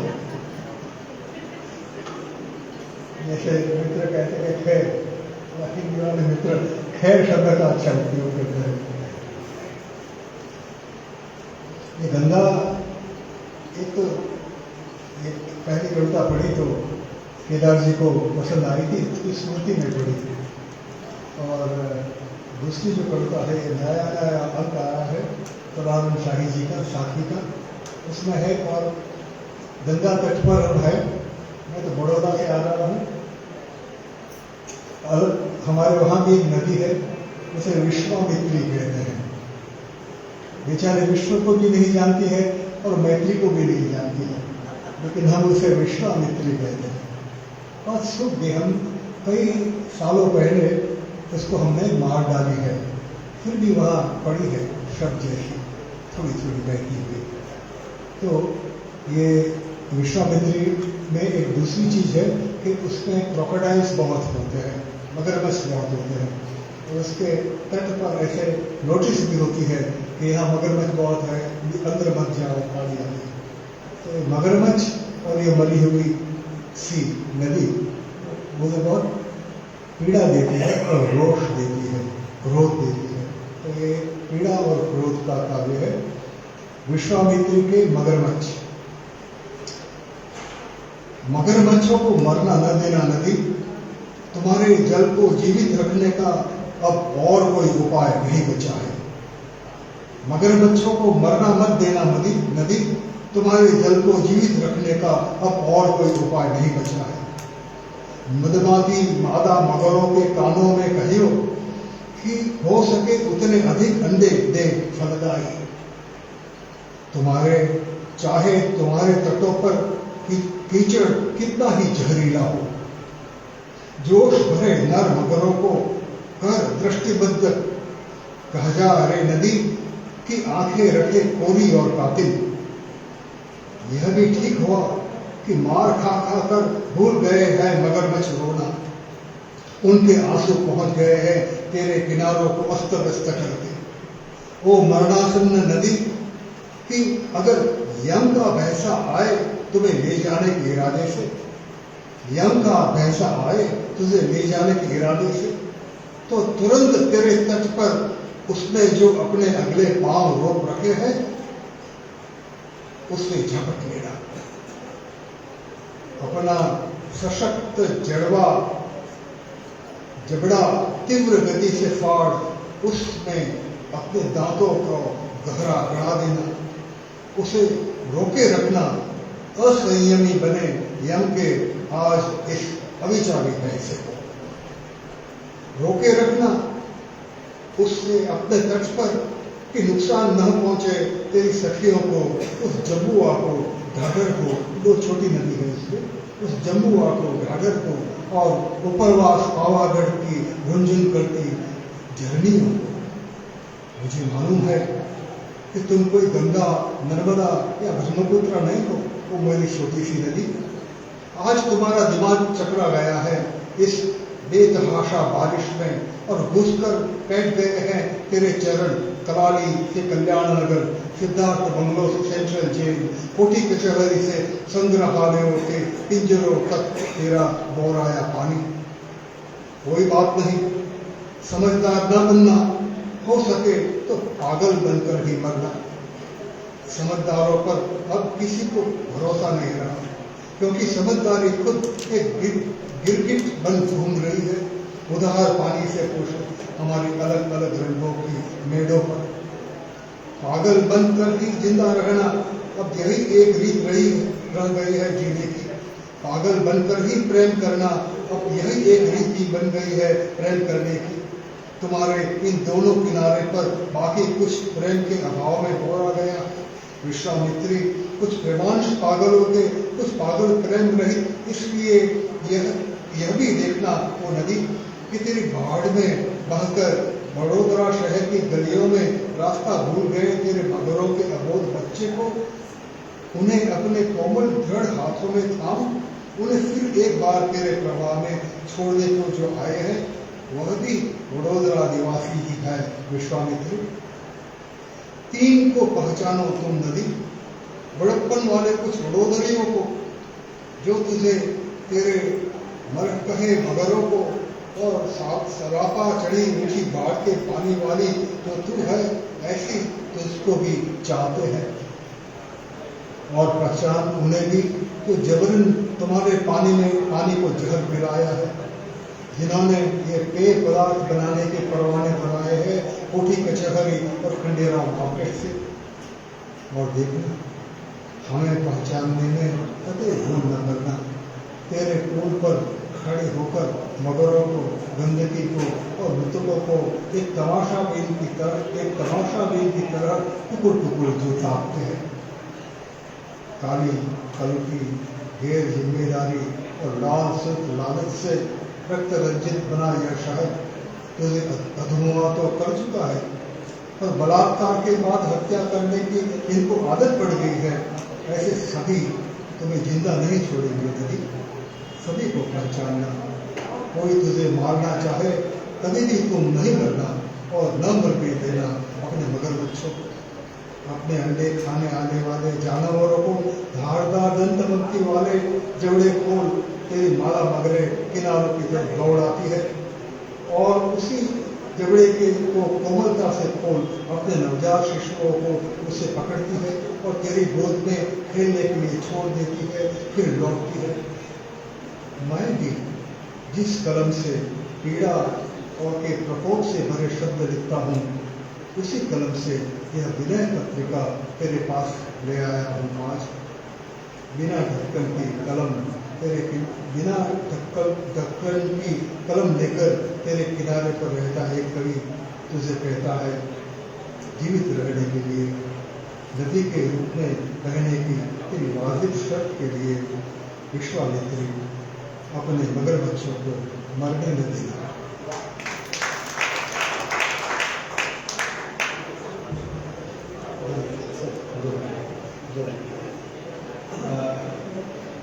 मेरा नाम पुकारे बिहार। उसके पहले मैं निवेदन करूँ कि हम लोग गंगा तटस्थ इस रैदास मंदिर में हैं और हमारे बीच रैदास वाणी को समकालीन समय को सौंपने वाले सरल शाही मौजूद हैं हमारे बीच। उन्होंने ही इस अद्भुत आयोजन को कल्पित और शिल्पित किया है। मेरा अनुरोध उनसे यह है कि रैदास बानी का जो एक समकालीन भाष्य कवितांतरण जो है उनके हाथों में हुआ है, उसमें से कम एक या अपनी इच्छा के अनुसार एक से अधिक भी सुनाकर हमें उपकृत है।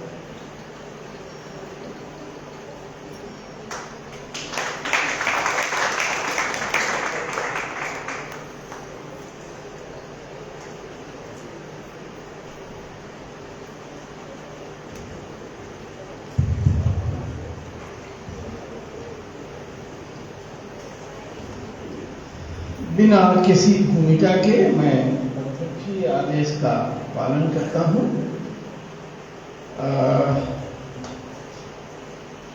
एक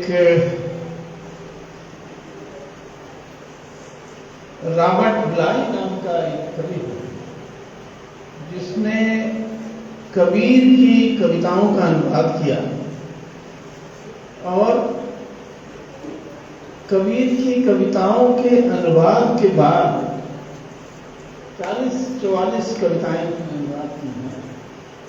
उसने अपनी कविता पढ़ना छोड़ दिया। तो मुझे भी लगता है कि रैदास वाली कविता पढ़ने में मुझे ज्यादा सुख मिलता है। जब आदेश देने के लिए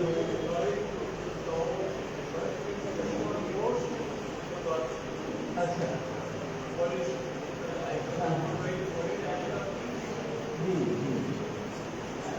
तो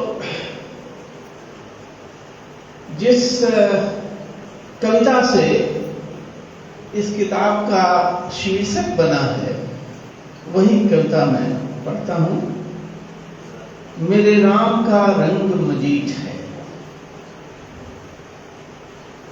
घट अवघट घने पहाड़ों में आ गया मेरा यह निर्गुण बैल। घट अवघट घने पहाड़ों में आ गया मेरा यह निर्गुण बैल। राम से बस एक विनती है, राम से बस एक विनती है, मेरी जमा पूंजी बचा लेना, मेरी जमा पूंजी बचा लेना। है कोई जो राम का सौदा करना चाहे, है कोई जो राम का सौदा करना चाहे, आए मैं अपना माल लिए जा रहा हूं, मैं अपना माल लिए जा रहा हूं। मैं ही हूं राम का सौदागर, सहज का व्यापारी मैं ही हूं। मैं ही हूं राम का सौदागर, सहज का व्यापारी मैं ही हूं। मैंने राम नाम का धन लाद दिया है, मैंने राम नाम का धन लाद दिया है, जबकि दुनिया विष लादे घूम रही है।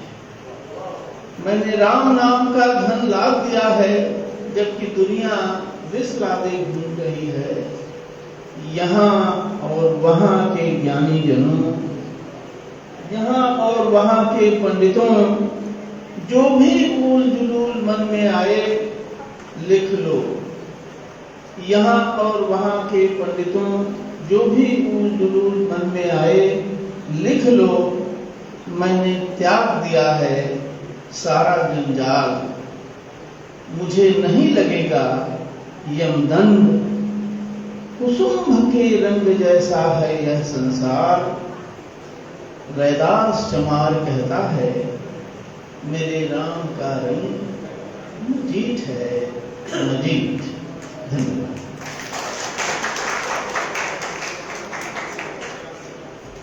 धन्यवाद सर। कविता के श्रोताजनों, जैसा कि आप समझ ही गए हैं, इस सत्र की अध्यक्षता कर रहे हिंदी के वरिष्ठतम कवि ज्ञानेंद्र पति जी को हम अब सुनेंगे।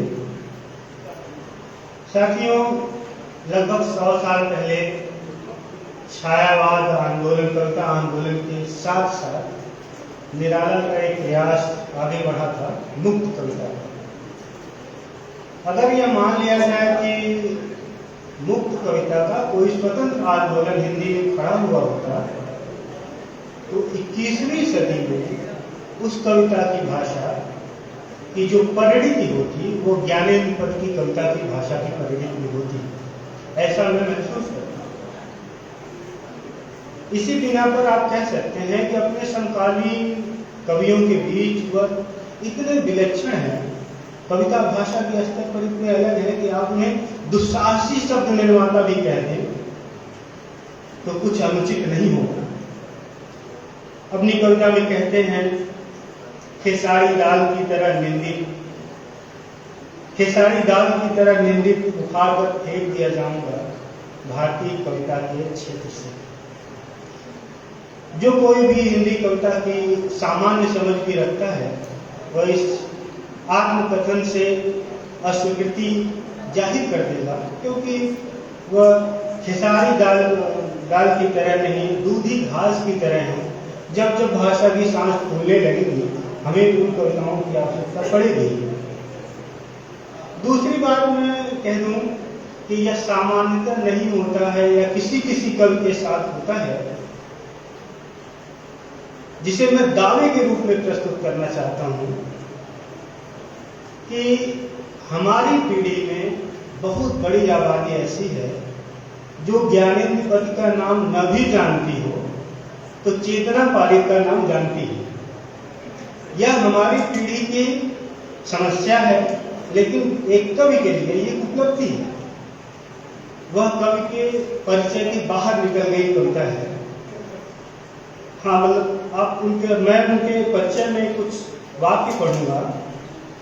दरअसल ज्ञानेंद्र पद को पढ़ना बनते हुए इतिहास से गुजरना ही नहीं, युग के कोलाहल के भीतर से छन कर आते उस मंत्र स्वर को सुनना है, इतिहासों से जिसकी सुनवाई नहीं होती। यह नश्वरताओं की भाषा से शाश्वत का दुख लेख पढ़ना है। आप जानते हैं, आंख बनते हुए शब्द लिखने के लिए ही यह कागज बना है। गंगा तट, संशयात्मा में 2006 में आपको साहित्य अकादमी पुरस्कार प्राप्त हुआ। गंगा बेटी, इंसार, इन संग्रहों में फैली हुई आपकी कविता समकालीन कविता को एक महत्वपूर्ण स्थान देती है, एक महत्वपूर्ण सम्मान देती है। उतना ही सम्मान, उतना ही आदर मैं युवा कविता की तरफ से लौटाते हुए बहुत ही आदर के साथ, सम्मान के साथ आपको आमंत्रित करता हूँ। आप आए और अध्यक्षीय उद्बोधन के साथ अपनी कविता का भी पाठ करें।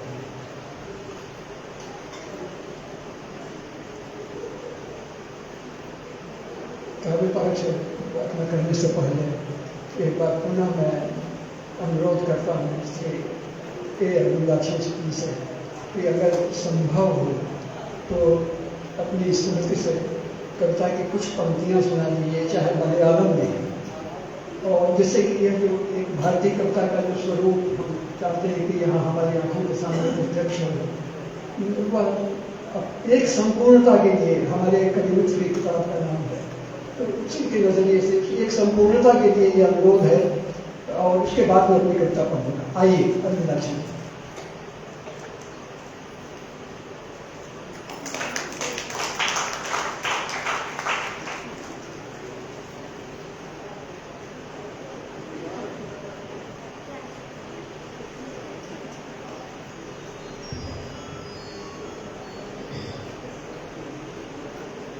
आदरणीय मंच, मैं संतोष का अनुभव कर रहा था कि मैं कविता पाठ से बच गई लेकिन ज्ञानेंद्र पति और उसके पहले तरुण कमल जी जैसे अग्रज कवियों के अनुरोध के सम्मुख आखिर मैं एक इंडियन हूँ, भारतीय व्यक्ति हूँ, इसलिए अग्रजों का को मानना मेरा कर्तव्य है। मानते हुए मुझे जो इधर हाल ही में एक मलयालम कविता मैंने देखी, उसका बाद में मैं आपको अनुवाद के शुरू, ज़्यादा नहीं है, तो 5-6 पंक्तियाँ मलयालम में ही मैं आपको सुनाऊंगा। उसके बाद उसका एक सामान्य अनुवाद में आपको क्योंकि अनुवाद करते समय हिंदी का मुहावरा वगैरह देखना पड़ता है, उस तरह मैं अभी फिलहाल नहीं कर पाऊंगा। इसलिए मलयालम की पंक्तियाँ भले ही आपकी समझ में एक शब्द भी ना जाए, फिर भी आप से विनम्र अनुरोध है कि मेरी मलयालम कविता आप सुनिए। ഉറുമ്പുകളുടെ മരണം എങ്ങും അടയാളപ്പെടുത്താറില്ല. ഉറുമ്പുകളുടെ മരണം എങ്ങും അടയാളപ്പെടുത്താറില്ല. കണക്കെടുപ്പുകാർ നല്ല ഉറക്കത്തിലാണ്. കണക്കെടുപ്പുകാർ നല്ല ഉറക്കത്തിലാണ്. അപ്പോഴാണ് ആകാശം പൊട്ടിപ്പൊളിയുമാറ് ഒരു വിസ്ഫോടനമുണ്ടായത്. അതൊരു ബോംബ് പൊട്ടിയതാണ് എന്നാണ് പിന്നീട് അറിയാൻ കഴിഞ്ഞത്. പെട്ടെന്ന് കണക്കെടുപ്പുകാർ ചാടി എഴുന്നേറ്റു. അവർ തങ്ങളുടെ കൂടെയുള്ളവരോട് ചോദിച്ചു, എന്താണ് ഈ ഭീകര ശബ്ദം? എന്താണ് ഈ ഭീകര ശബ്ദം? സർ, അതൊരു ബോംബ് പൊട്ടിയതാണ്. അപ്പോൾ എത്ര പേർ മരിച്ചു? കുറെ ഉറുമ്പുകളാണ് മരിച്ചത്. എത്ര പേർ മരിച്ചു? കുറെ ഉറുമ്പുകളാണ് മരിച്ചത്. എങ്കിലും എത്ര പേർ മരിച്ചു കാണും? സർ, ഒരു 10-100 പേർ മരിച്ചു കാണും. എങ്കിൽ കണക്ക് കൊടുത്തോളൂ, 10-100 ഉറുമ്പുകൾ മരിച്ചു. यही मलयालम कविता है। इसका एक सामान्य सा अनुवाद मैं आपको सुनाऊंगा। ऐसे ही सुनाने से मुझे भी थोड़ी सी कठिनाई हो रही है। चींटियों की मृत्यु कहीं दर्ज नहीं होती है। चींटियों की मृत्यु कहीं दर्ज नहीं होती। आंगड़ी लगाने वाले आराम से ऊँघ रहे हैं। आंगड़ी लगाने वाले आराम से ऊँघ रहे हैं। तभी एक भयंकर सी आवाज आई। वो जग गया और पूछा, ये कैसी आवाज है? ये कैसी आवाज है? सर, एक बम फट गया है। कितने लोग मरे होंगे? सर, करीबन 100 के आसपास। ठीक है, ये आंकड़ा दे दो। और 100 के करीब चींटियां मर गई है। धन्यवाद। मैं पुनः वरिष्ठ कवि ज्ञानेंद्र मुखर्जी जी से आग्रह करता हूँ कि वे आएँ और अध्यक्षीय उद्बोधन के साथ अपनी कविता का भी पालन करें।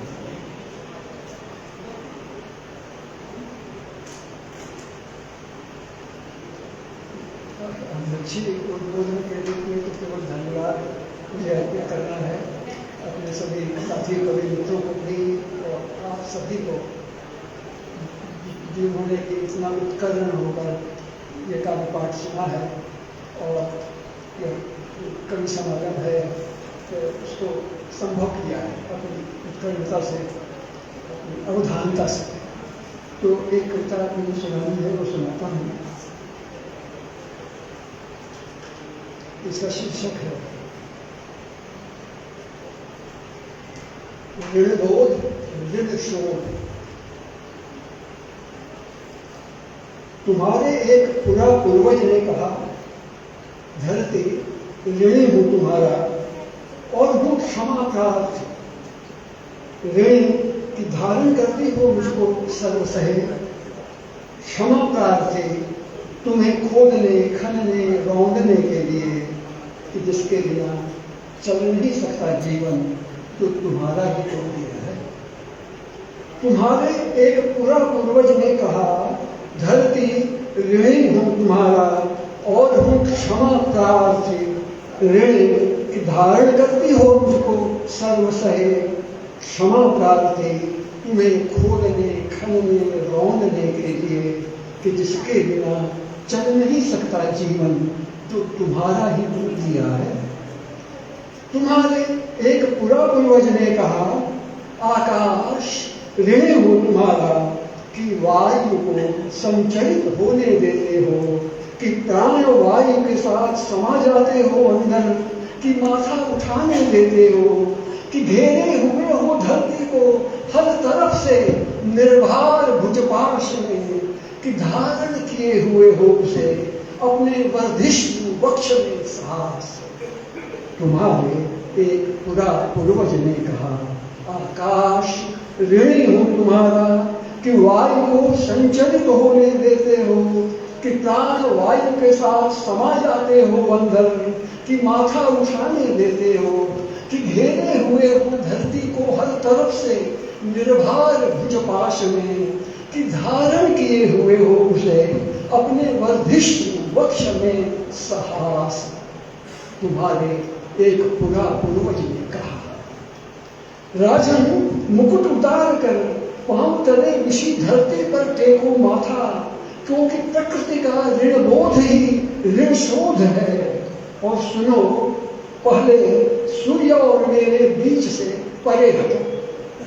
तुम्हारे एक पुरा पूर्वज ने कहा, राजन मुकुट उतार कर पांव तले विषी धरती पर टेको माथा, क्योंकि प्रकृति का ऋण बोध ही ऋण शोध है। और सुनो, पहले सूर्य और मेरे बीच से परे हटो। और अब जब अंतरराष्ट्रीय महाजनों के ऋण जाल में फंसाए जा रहे हैं देश दर देश, सर्वभक्षी पूंजी के पक्ष में नीति रीति बदलने को किए जा रहे मजबूर, मनुष्य की मुश्किल कसी जा चुकी है हर तरफ, तमाम तरहों के ऋणों की रस्सियों से। ऋणों का एक सिलसिला है जिसे चुकाने में चुक जाते हो तुम, फिर भी तुम्हारे अजन्मे बच्चे तक के माथे पर लगा होता है ऋण बोझ, क्योंकि ऋण को धन में बदलने की कला तो उन्हीं हाथों में है जिनकी मुट्ठी में बंद है ऋण जाल का संचालक सिरा। तुम तो एक फंसे हुए लाचार शिकार हो, बस सुविधाओं और दुविधाओं के मारे हुए घर के संचित कोने में लज्जित से बैठे हुए। सुखी रहो दुखी रहो, ऐसे भी तुमसे नहीं, तुम्हारी किशोर संतान से मुखातिब है दूर खड़ा वह समकालीन बंधु जो गंभीर कह रहा है। और अब जब अंतरराष्ट्रीय महाजनों के ऋण जाल में फंसाए जा रहे हैं देश दर देश, सर्वभक्षी पूंजी के पक्ष में नीति रीति बदलने को किए जा रहे मजबूर, मनुष्य की मुश्किलें कसी जा चुकी हैं हर तरफ, तमाम तरहों के ऋणों की रस्सियों से। ऋणों का एक सिलसिला है जिसे चुकाने में चुक जाते हो तुम, फिर भी तुम्हारे अजन्मे बच्चे तक के माथे पर लगा होता है ऋण बोझ, क्योंकि ऋण को धन में बदलने की कला तो उन्हीं हाथों में है जिनकी मुट्ठी में बंद है ऋण जाल का संचालक सिरा। तुम तो एक फंसे हुए लाचार शिकार हो, बस सुविधाओं और दुविधाओं के मारे हुए घर के संचित कोने में लज्जित से बैठे हुए। सुखी रहो दुखी रहो, ऐसे भी तुमसे नहीं, तुम्हारी किशोर संतान से मुखातिब है दूर खड़ा वह समकालीन बंधु जो गंभीर मुख कर रहा है। बारी गाड़ी के लिए कर्ज लेने से भी पहले पढ़ाई के लिए कर्ज लेने के चक्कर में मत पड़ो। वह चक्की है जो पीस देगी तुम्हारी आत्मिक स्वतंत्रता को, झुक जाएगी तुम्हारी बौद्धिक लीन, बनने तलने से भी पहले आलोचना की संभावना मारी जाएगी तुम्हारे भीतर। व्यवस्था तुम्हें कीटदास में बदल देगी, खुली फैली मुक्त मना सर्वसुलभ प्रकृति के ऋण से। तब कैसे ऋण होगे तुम, जरा सोचो। धन्यवाद।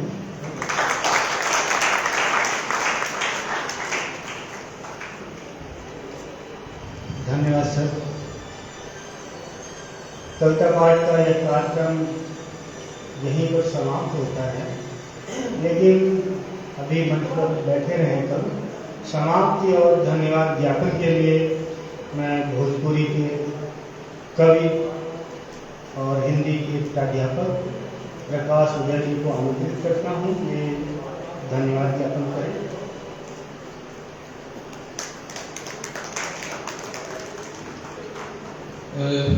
इस भव्य और दिव्य आयोजन में जो लोग जिस रूप में शरीक हुए, वक्ता के रूप में, श्रोता के रूप में, कवि के रूप में, सम्मानित होने वाले के रूप में और सम्मानित करने वाले के रूप में, इस पूरे आयोजन के जो सूत्रधार बने, जिन्होंने इसको संचालित किया, सबको सबकी तरफ से धन्यवाद ज्ञापित करता हूँ।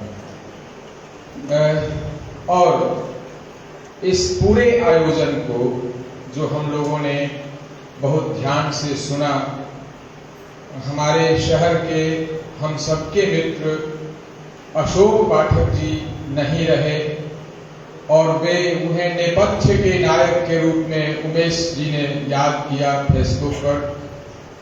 सामने नहीं आते थे लेकिन साहित्यिक आयोजनों के सूत्रधार की तरह थे वे। चंद्रवली सिंह जी के बहुत प्रिय पात्र, उनका देहांत हुआ है। हम इस पूरे आयोजन को उन्हें समर्पित करते हैं और उन्हें याद करते हुए 2 मिनट का मौन धारण करते हैं सब।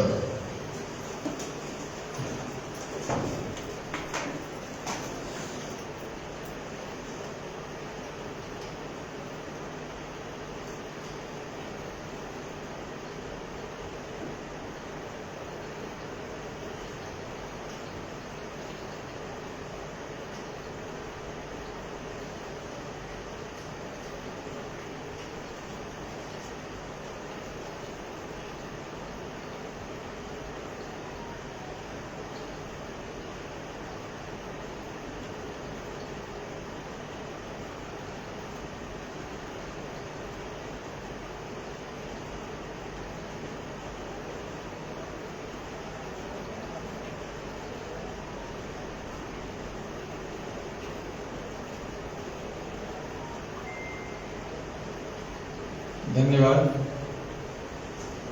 निमंत्रण पत्र में लिखा था कि आयोजन के बाद सब लोग अपने अपने ठिकाने की ओर प्रस्थान करें, तो शाही जी बताएंगे ये सारी सूचनाएं जो है वो।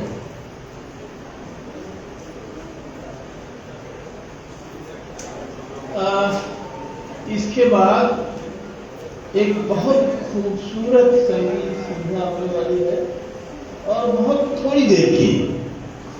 अभी तक तो जब दोपहरी तप रही थी तब आपने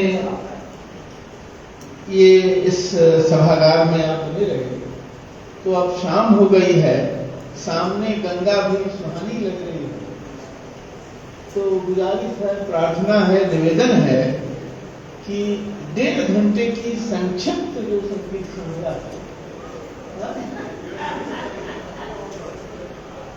बनारस में रतिया पर